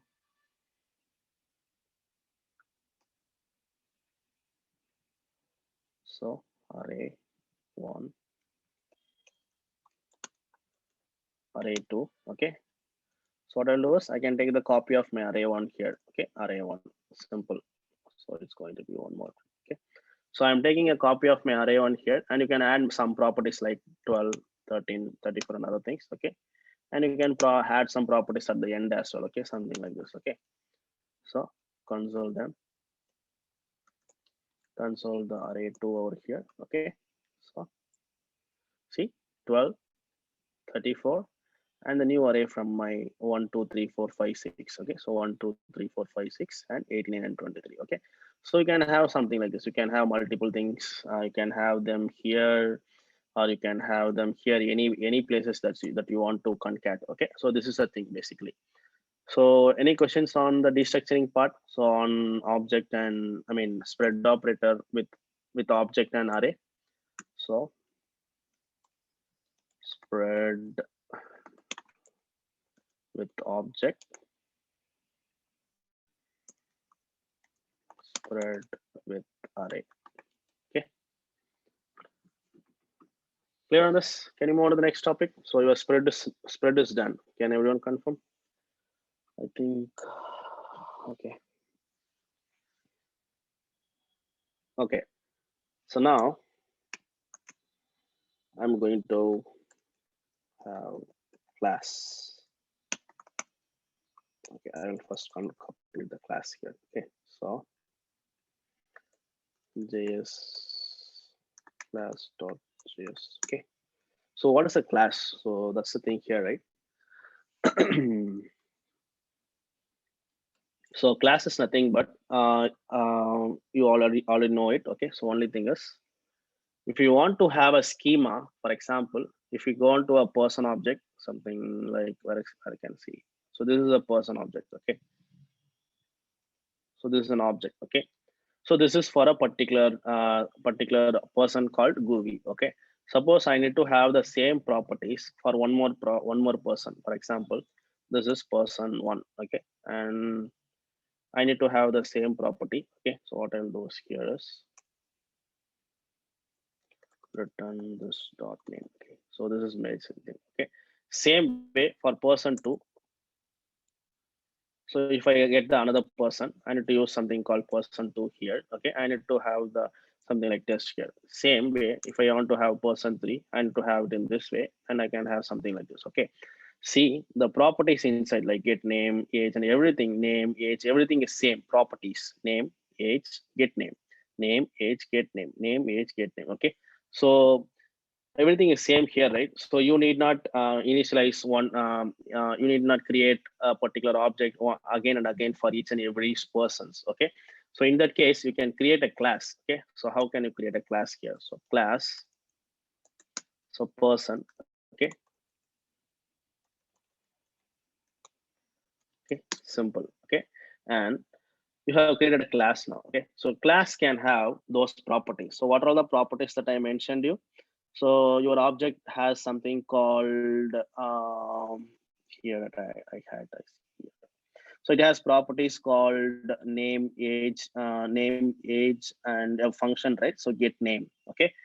These properties are common to each and every person, right? So you can have it as a class and have the class property to them. Okay. So let's see how can we do that in short. Okay. See now. So we have a class here. Okay. So name, something like this. Okay. So there is something called a constructor concept here. Okay. So before moving on to that, okay, can anyone answer what? So did you guys already learned class, or I need to go in depth with class? So your class concepts are done.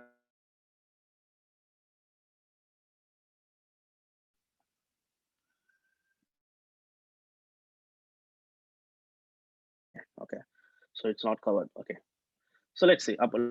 Then let's go in depth. Okay. So now I told you, right? So there's a property called class object. Okay, it has something called name, age equal to get name and other things. Okay, so this is what one particular person. Okay, suppose there are multiple persons, and you should have a schema for that. Okay, schema is nothing but like kind of a skeleton. Okay, using that skeleton, you can create the person object. For example, here for a person, okay, there is something called, I told you, the get name function here. Okay, I can have it here. Okay, so it is a get name function. Okay. So here I need to return this dot name here. Okay. So something like this. Okay. So your name, this particular function is common for every person, right? So person 1 or person 2, you can have a name here. Okay. And there is a concept called constructor here. Okay. So here. So your constructor is nothing but whenever you create an object. Okay. For example, this is a class. Okay. So you need to create instance, like for example, if you want to have person 1. Okay. So person 1, you need to call something called new person here. Okay. My keyboard is okay. So person, something like you can call directly something like this. For example, if you want to have person 2, you can call new person, something like this. Okay. Same way for multiple persons, something like person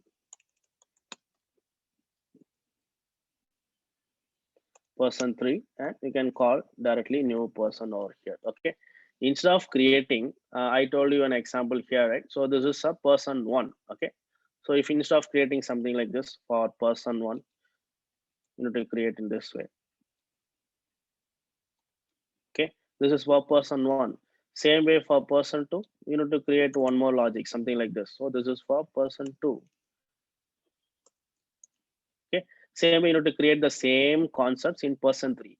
Instead of doing it in this way, okay, you can separate these logics into one place. Okay. So one common things called class. Okay. So class. So that's the purpose of your class. So class is nothing but a structure or a skeleton for your object. Okay. So in the case of JavaScript. Okay. So here we can have name and age, get name and everything common in one place. Okay. So see here, this particular get name function, right? I return it in one place. Okay. So one place you can access them. Okay. Using your object, something like this. Okay. So now I'm removing this. Okay. So instead of calling it in that way, you can call it in this way. Okay. So if I print it, okay. So console.log of person 1. Okay. Same way person 2, person3. Okay, so if I print it, so node.js class, see the person object, inside that there should be a property here. Okay, so now we should add something called name and other things, right? So what are the properties? Name and age. Okay, so how can I do that? So that's the question here. Okay, so let's see. So you can, I am having a new person here, right? You can pass that name here. Okay, so name equal to age here. Okay, the constructor. Okay, whenever you call new of person, so here it clearly understand it. See here, whenever you create a instance for that particular class, for example, person1 is an instance of person, person2 is an instance of person3 is an instance of person. You can have 100 persons. Okay, so whenever you call new person, the first thing that will be called is your constructor. Okay, so constructor, and you can pass whatever the name. For example, here I can have something like my name, something like I can have something like this. Okay, same way I can have GUI over here. Okay, I can pass 10 over here. Same way I can pass anything like test. Okay, and I can pass something like 24 here. Okay, so that particular name and age will be coming here. I told you, right? Whenever you call new person or something like this, it will call my constructor function. Okay, so here you can assign this dot name, okay, equal to your name. Okay, same way this dot age equal to age. Simple. Okay, so now see, now my same concept. Okay, so this dot name, this dot my age is assigned, my I'm getting a objects here, name equal to Tamar, age equal to 27, same GUI 10 and everything. Okay, only thing is you are separating your complete logic into one place, and that's something called your class. Okay, so class person. Okay, so I'm going to consider it as a function. Okay, so I just create a function, something like this. Okay, so now I can call get name here. Okay, so person dot get name. Okay, even the function also will be accessible. See, get name. Okay, so I can call the properties also. So I have get name function here, right? See, Tamil, GUI, and test. Everything has been available here. Okay, the code is very reduced and optimized. Okay, your all the logics for your person can be inside this. Okay, so you need to just call something called new person, and initial values that are assigned to that particular person. That's something called constructor. Whenever you call Tamil something like this, age, and it will call this particular constructor function and assign this dot name and this dot age. It will apply the property and it will print something. It will have the properties something like name equal to Tamil and the age. Same way for other properties, same way for other things as well. Okay, so clear on this concept. So we can have anything. So you can have like student details. You can have something called any other things. Okay, you can just create a skeleton and use it using new. Okay, so you can have something called. So only thing you need to understand here is class syntax. Okay, so class and the particular name of that particular class, and there should be a constructor function. You can have any name. For example, this is one kind of thing. You can have something like get age. You can have any names. Okay, but only thing is if you want to initialize a particular value with your constructor. Okay, so suppose if you don't want to initialize this, okay, you can remove this. Okay, so you can remove this and you don't need your constructor function at all. Okay, so if you don't want to initialize some value, you don't need constructor at all. But if you want to initialize a certain value, you need a constructor. So what is the thing you need to initialize here? My name and the age property. Okay, so I created a constructor here. I told you, right, whenever I call my function, constructor will be called. Okay, so name, and that will be assigned. Okay, so when I can use any properties inside that. Okay, so what are the properties? Name, age, get name, and I can have any other properties in the upcoming sections. Okay, and you can have call them using something like this. So person1 dot but get name. So this is a separate instance. This is a separate instance, and this is a separate instance. In the sense there are also a different objects. So something like this. This is an object for Tamil, and this is an object for GUI, and this is an object for test. Okay, so that's the thing. So any questions on this? So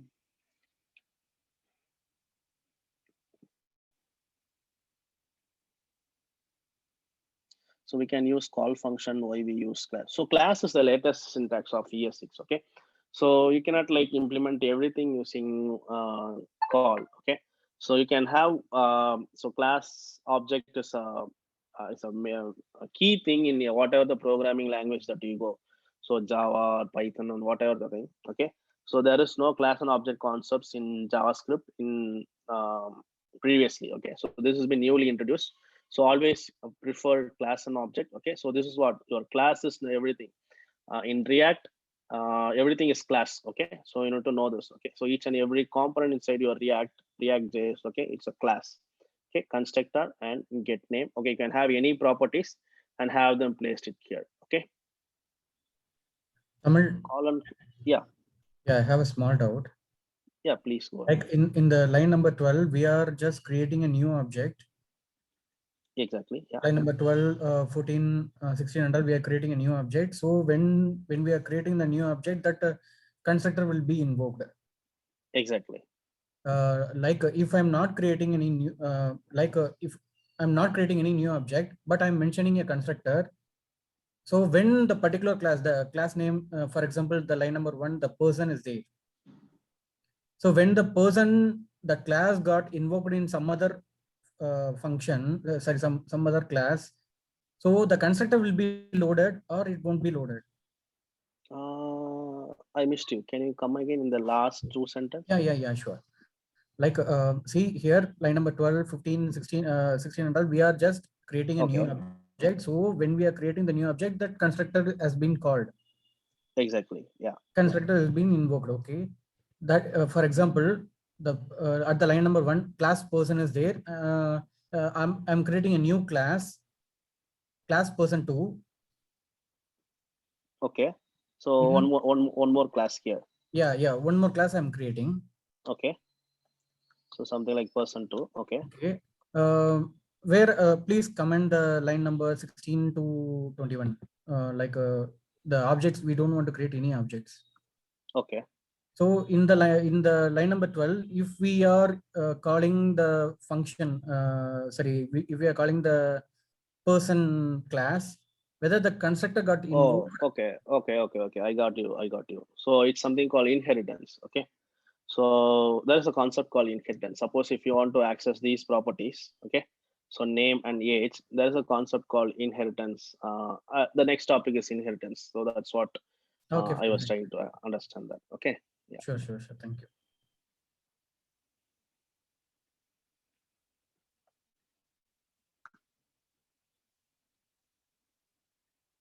Okay, so far clear on this. So before moving on to the inheritance concept, so call and class are same.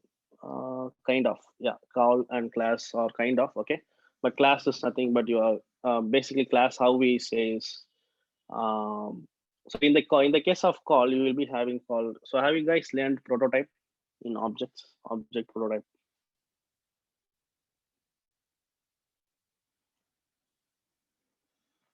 Okay, so there is a concept called prototype here in the older syntax. So now it is class concept. Okay, previously there was something called prototype. Okay, so what happens here is prototype and class are same. Okay, so prototypes are nothing but so as the name suggests, you are just creating something kind of a skeleton, okay, for your object. Okay, it is the older syntax. And in the case of new syntax, you have something called classes. Okay, you can give some properties and other things. Okay, but in the case of class, so someone mentioned me call. Okay, so you need to create a new object and then you need to use it in each and every instance. You need to call that particular function. So something like object.call and that particular function. Instead of doing that, it is very simple. Okay, so in order to access all the person thing, you can just create a class here. You can have those function here like get name and get age and other things here. You can add multiple properties to that. Okay, and you can just call them like with the instance called new person and initialize some value. Okay, here. Okay, if you don't want to initialize them, you can give something like very empty. We can give something like empty here. Okay, so if I do empty here, what will happen here? The values will be undefined because you haven't initialized a value here. But if you try to access get name, it will be empty because it will be empty here. Okay, so that's the thing. If you want to initialize some value, you can have something like constructor over there. Okay, so now so far I clear on the concept of class. So only then I can explain you inheritance.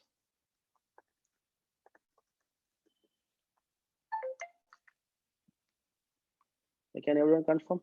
Can I move to the next topic?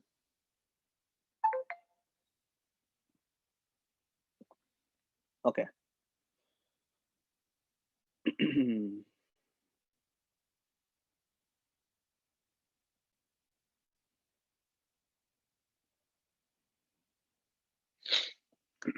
Okay. So the next concept is your inheritance now. Okay.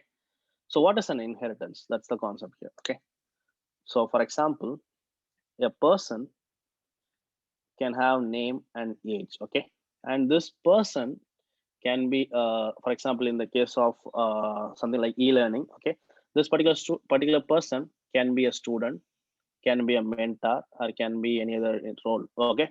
For example, if there is a student, okay, so class student over here. Okay. What is this? What does the student have? So basic properties. So constructor. Okay. So name, again age. Okay. So student can have something called course, right? So I can have something called course. Okay. I can have the things here. Okay. Same way for a student, I can have the same get name function. Okay. So same this dot name over here. Okay. And when I want to create a per student, okay, what I need to do here, so I can do something like this, student one. Okay. And I need to use something called student here, and I need to pass a course here. So what is a course here? So something like React.js. Okay, I can have React over here. Okay, so you forget this, just forget this particular thing now. Okay, so I will come here. So there is a student. Okay, it has name, age, and course. Okay, likewise, I can have mentor. Okay, so mentor can have the same thing, right? So mentor. Okay, so he also have name, age, okay, and something like batch. So which batch I am taking. So that's the thing here. Okay, so if I can have something, I can have the get name function again here. Okay, and I can have one more function here. So what is the course the student is studying? Okay, get course. Okay, I can call that this dot get course here. Okay, so here try console dot log of student one dot get course. Okay, or get name. Okay, you can have anything here. Same way, I'm going to create one more thing called a mentor. Okay, so mentor over here. Okay, so mentor can be something like GUI. Okay, and here I need to give batch, right? So something like batch 241 weekday. Okay, and here it's going to be mentor one here and mentor one here. Okay, so simple. Okay, so now we'll go here and call this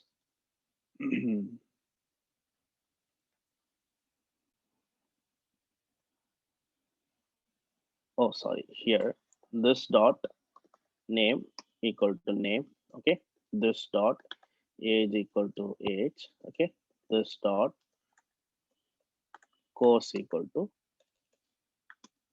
course. Okay, simple. Okay, same way here I need to have the same here, batch and batch. Okay, so now, so if I run this, it will print me thermal and GUI. Okay, because here I just had something like get name function and get name function here. So if you can see here, okay, you see some duplicate things. Okay, student has name and age property. It has something like get name function. Okay, mentor has a name and age property. He also has some get name function here. Okay, so instead of having something like this, can we have a separate class for something like the person here? Okay, so person will have name and age property. Okay, and student can be a person, right? Yeah, student can have the name and age property, right? Instead of doing something like this, you can extend that property. Okay, so see here now. So each student, each mentor is a person, and that particular person can have name and age property. Okay, instead of having name and age inside student, instead of having name and age inside mentor, okay, we can have yes common class with name and age property and extend that particular properties inside your students. Okay, so that's something called inheritance. Okay, so you have a property, something called, you have a class called person. It has a property called name, age, and get name. Okay, you are going to use those particular property or inherit that properties inside your classes. For example, Student also will have name and age and have get name function. Mentor also will have name, age, and get name function. Instead of having duplicate things like having name and age here, you can have a separate class called person and have them inherited here. Okay, so that's the purpose of your inheritance. Okay, see here now. So how to do that? So extends. So see the keywords extends your person here. Okay, simple. See, extends person here. Okay, same way here, extends person here. Okay, so now I don't need get name, right? So I don't name the get name here. Okay, same way I don't need the get name here. Okay, so now I create a person class, I inherited them. Okay, so what it happened, what it means here is, if you extend this, okay, by default, this get name function will be appended to student. Okay, same way for mentor as well. Okay, same way for mentor as well. But I call Tamil 27 and React here. Okay, but it is going to assign to this dot name itself here. Okay, it is not going to assign this. There is no property called age and something like this, right? See here now.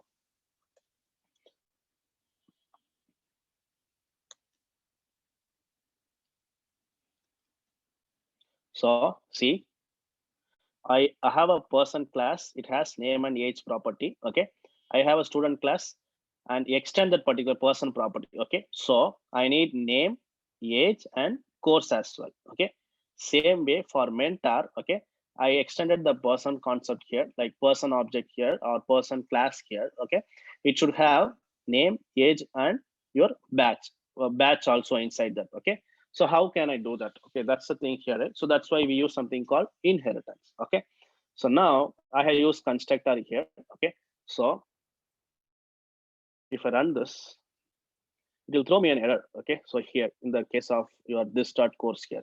So what is the error? Must call super constructor in derived class. Okay, what it means is exactly someone mentioned him in private. Okay, base super parent next derived sub child. Okay, so these are all some names for your parent class. Okay, so you are extending a class, right? For example, student is a class, mentor is a class. Okay, so both is extending from a class called person. Okay, so your person properties are inherited to your student and mentor as well. So this is something called parent class. Okay, and it can have any name: parent class, super class, base class. There are many names. Okay, the class that is getting extended here, right? So student, mentor, these class are something called child class or derived class or subclass. Okay, so these are the things that you need to know. Okay, so person is being extended inside your student and mentor. Okay, so what it means is person is a base class or super class or parent class. They can have any name. Okay, the class that has been inherited here, right? So student and mentor, it has something called child class, subclass, and derived class. Okay, so this is the concept. So now you are able to understand here now. Okay, must call super constructor in derived class. Okay, so what is the derived class here? So for example, student is a derived class. I told you, right? So child class, subclass, or derived class. There are multiple names. Okay, we can have derived class and super class now. Okay, so this is a derived class. So it is derived class. Okay, student, why is it is been derived from your person? Same way, your mentor is also derived class because it is been derived from your person. Okay, so this is derived class. So what is they saying? Must call super constructor. So what is a super class here? This is a super class here, right? You need to call this particular constructor those here. Okay, this particular constructor inside your derived class constructor, and then only this particular thing will execute. Okay, that's why there is an error here. Okay, must call super constructor. Okay, super constructor is nothing but this particular class is a super class, right? You need to call this constructor before using your constructor. Okay, so that's the thing here. Must call super constructor constructor in derived class before accessing this or returning from derived constructor. Okay, so you are accessing this here, right? Before accessing your constructor over here, you need to call your super class. So how can you do that? Okay, so there is something called super here. Okay, you need to call super here. Okay, same way here, you need to call super. What it means is, whenever you create student object, student class here, what I told you, whenever you use new of student, what will come here? It will call your constructor over here. Okay, it will call your constructor. Okay, and inside that constructor, you need to there is an error thrown here, right? So you need to call super constructor. What it means is, inside the constructor, because you have extend a property or extend a class called person. Okay, you need to call this particular constructor first, and then only you need to do these things. Okay, same way here, you have created something called new mentor. Okay, this particular, whenever you create an instance, okay, it will come here to your constructor over here. Okay, and before doing certain things, you need to call your super calls here, super constructor. Okay, you need to just call super here. Okay, so if you call super here, what it happens here is, this super will call the constructor in your person. Same way, if you call super here, this particular function will call the constructor over here. Okay, so that's the thing. So now you are going to answer me. Okay, I have new student Tamil 27 and React. Okay, I need to assign Tamil and 27 to this dot name and this dot th. Okay, how can I do it here? So if you understood it clearly, you can answer this.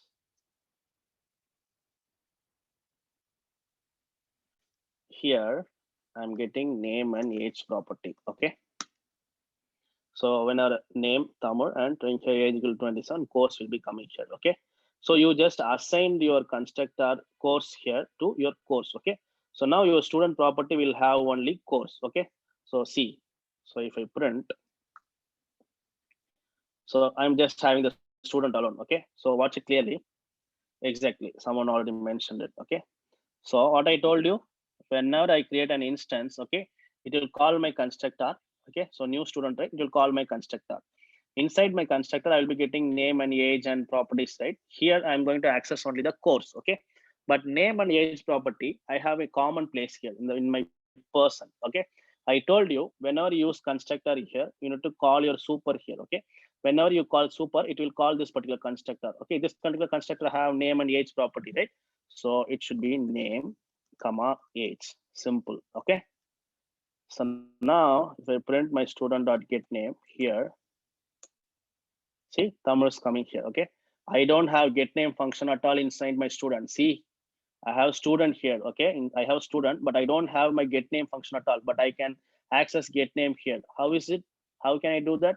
Because I have extended the property called person. Okay, what it means is, my name property, get name property will be available inside my student one. Okay, so also my name and age property, everything will be available inside my student one, because you have extended the properties. Okay, so that's why my name has been printed here. Okay, same applies to your mentor. Okay, so see here, I can have name, age. Okay, I can pass the name comma age. Okay, so now if I call particular thing, see, Tamar and Guvi. Okay, so Tamar is for student here. Okay, again, your mentor also will have proper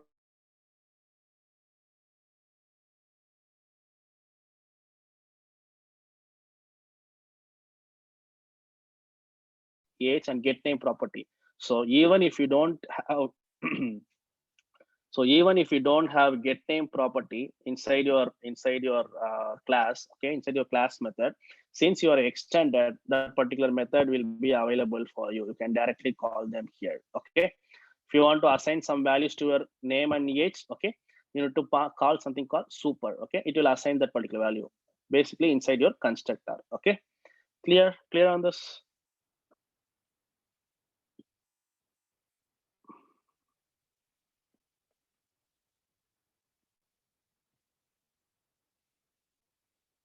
Can everyone confirm? So clear on this? So this is very basic.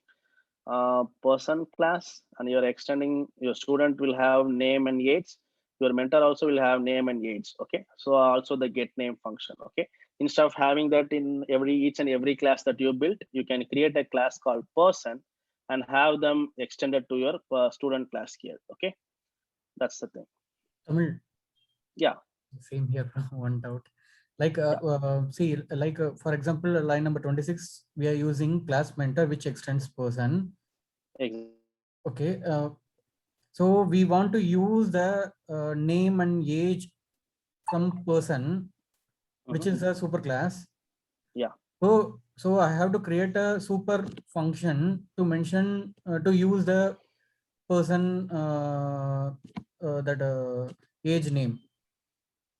Exactly. So if you want to assign your name and age property to your constructor, basically what you're doing here is, before using your constructor, you need to set up your constructor, your super class constructor first. Okay. So you need to call your super class constructor here. So how can you do? There is a keyword, there is a function by default called super.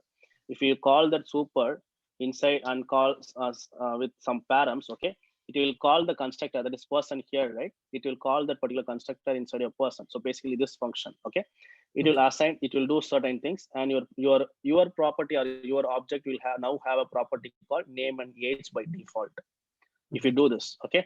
If you don't do this, my doubt is, instead of creating a super function, if I create an object to the person, and I can use the object dot name, object dot age.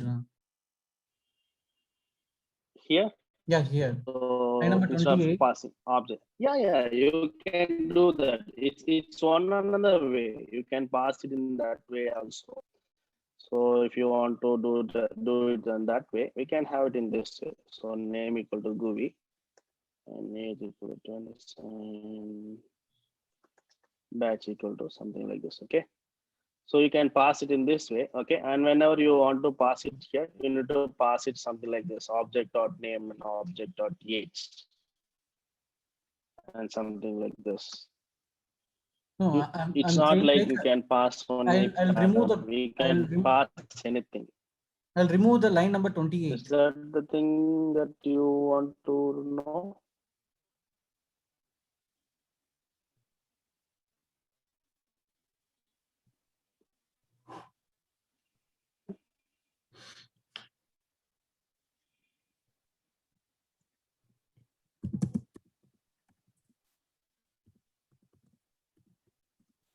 Hello, can you come again? Tamil, like, can you hear me now? I guess you have some network issues. You there?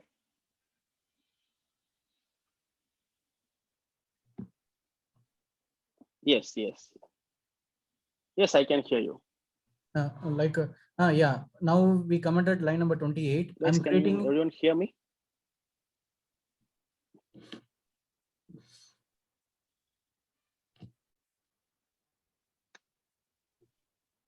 Okay, is it audible now?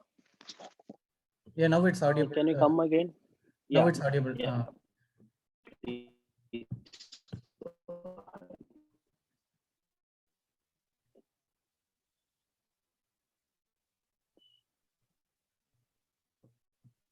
Yeah, please go ahead. Can you able to hear me?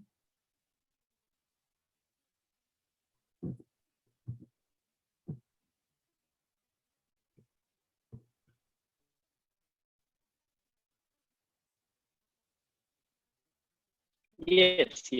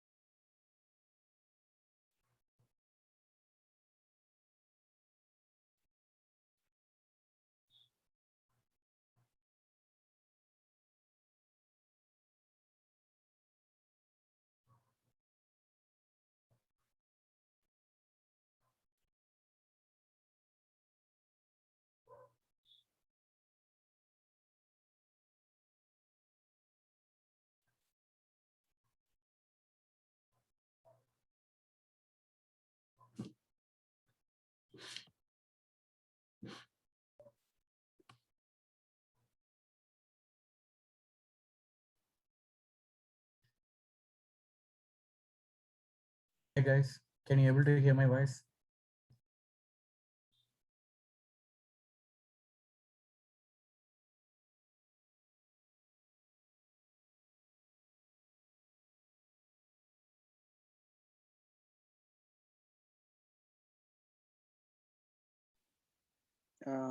Can you hear me guys now? Yeah, we can able to hear you, Tamil. Yes. Yeah, sorry about that. No Yeah, issues. please go ahead. Yeah. Line number 28 we had commented. Now I'm creating a object for person, which is a super class. Okay. So with that object, I can assign. I can do the same instead of using super, right?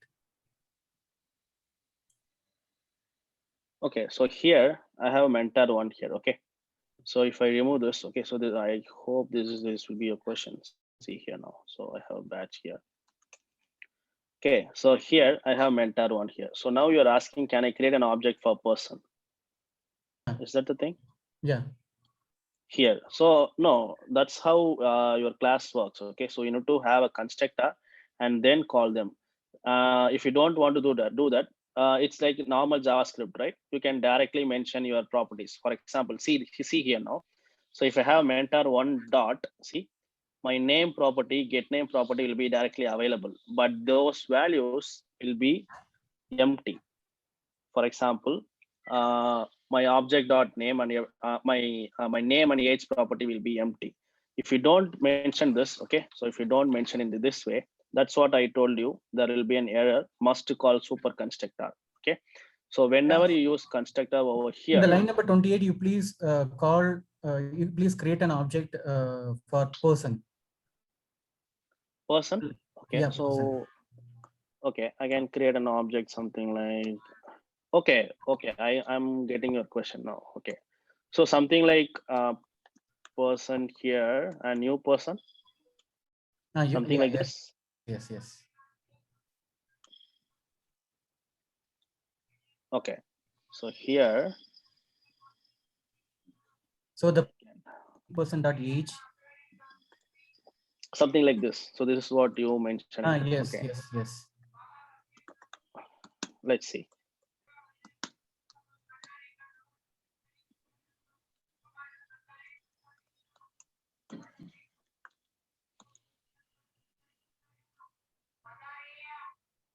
So, okay.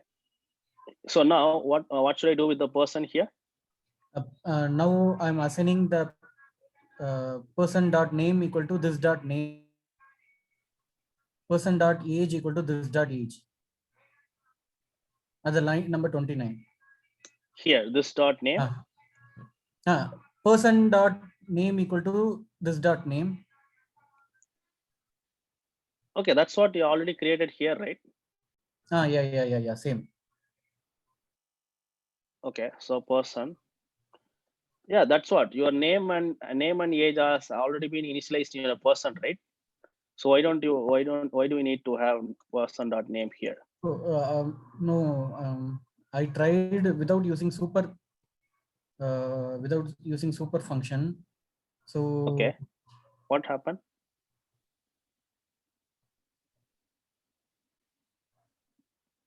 Okay, so if it is okay, what I'll do is here you have used this here, right? So this dot batch. Okay, so your super is necessary only if you want to have your this access here. Okay, suppose if you don't want this property, okay, and you can have only name and age property over here, it will work as expected. Okay, so something like this. You cannot read log.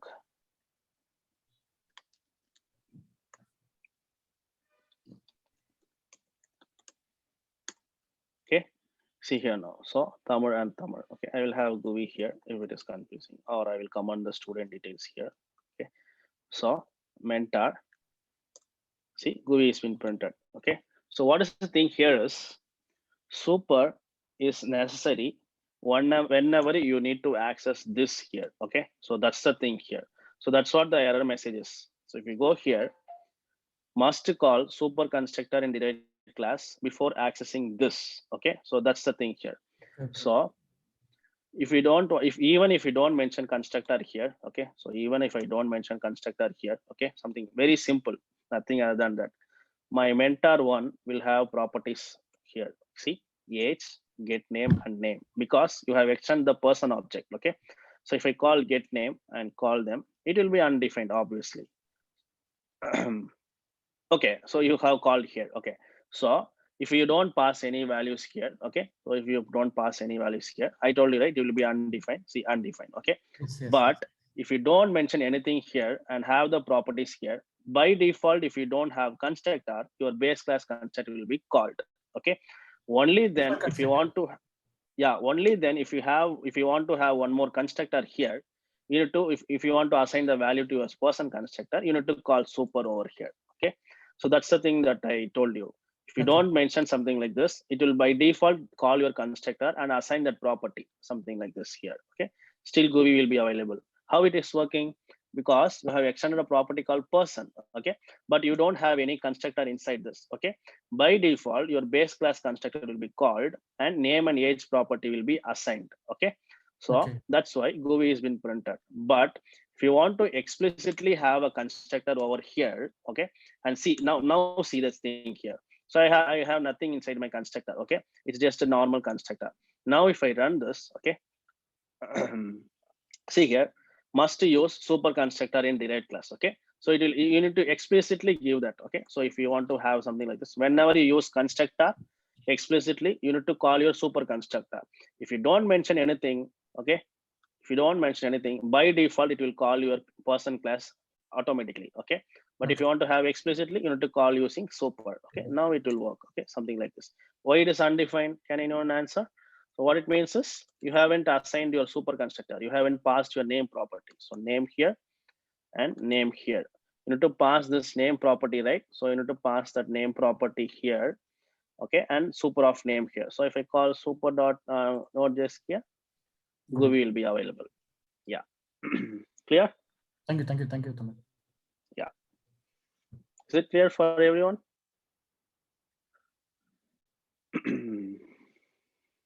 Can you show how to inherit it multiple class? No. Multiple inheritance is not possible in the case of your JavaScript. Okay. Only one class can be inherited at one time. So can you show how to inherit? That's what. Okay.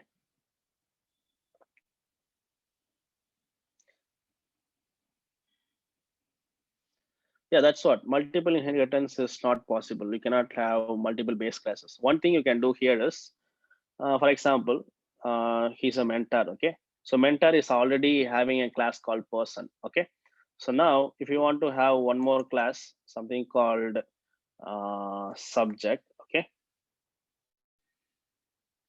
something like subject. Okay, and you can extend that particular class mentor. Okay, so what happens here? Subject is extending a mentor. Okay, mentor is extending person. Okay, you can do it in this way. Okay, this is possible. So for example, if I remove this, and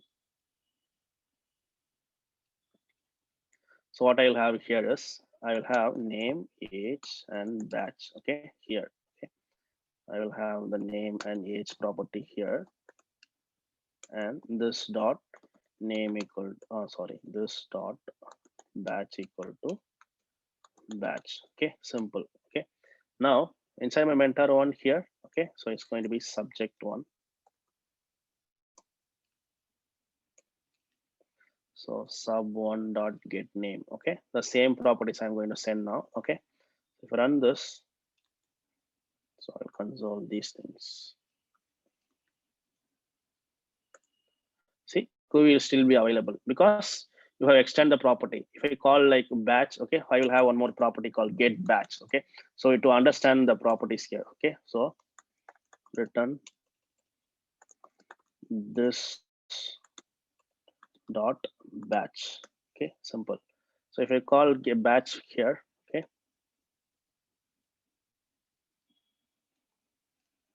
so it should be subject here. Okay, see, it is available. Okay, see, subject is extending mentor. Okay, mentor is extending person. Okay, but I can still access get name here. Okay, see, get name.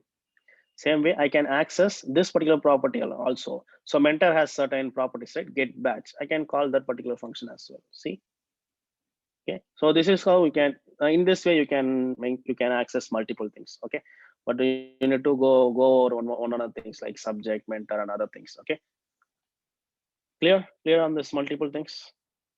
Yeah. Can everyone confirm?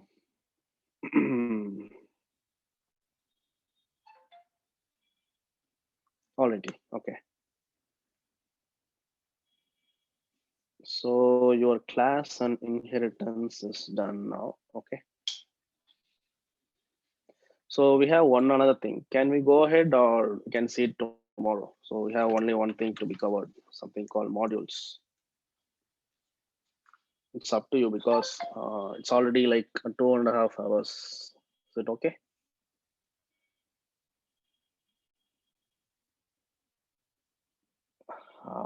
I can get mixed comments again. Okay, most of them saying tomorrow. Okay, I will take it tomorrow. Okay, so that's something very simple, like just like 5 minutes. I can say it.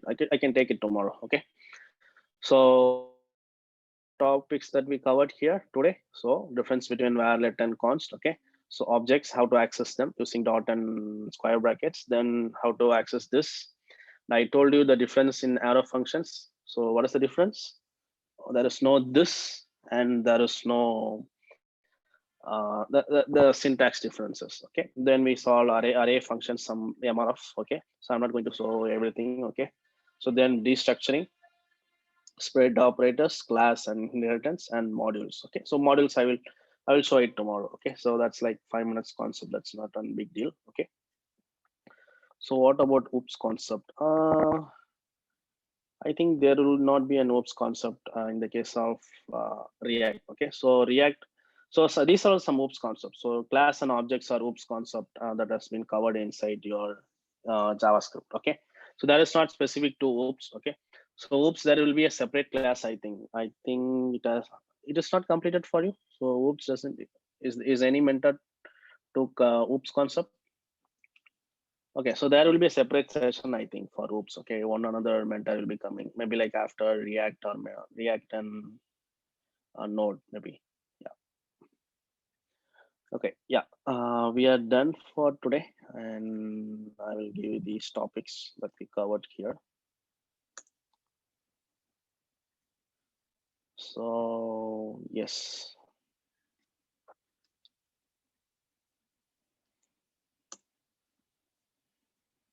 Then I need to share you these things, right? I will share you as a zip file. Just give a minute.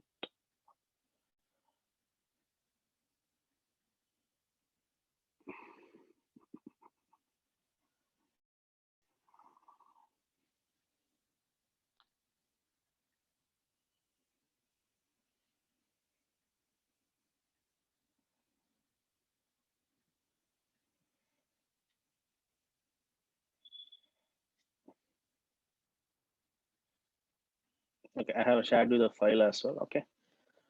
Please practice those things. Okay, so in order to start with React, you need to be a master in these concepts. Okay, so without that, it will be really tough for you to understand. So these are all the main concepts that we need to cover. Okay, so I have shared you the feedback form, and please fill in them as well. Okay, npm text file. Okay, someone asked me.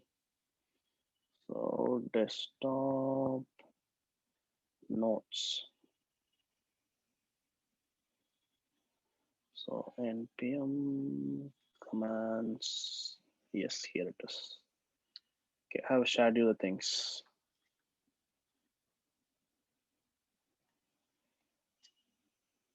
Oh, sorry, I have shared the private.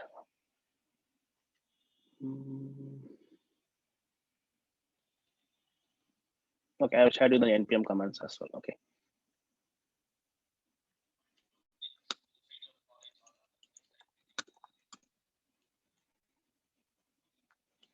Yeah, thank you guys.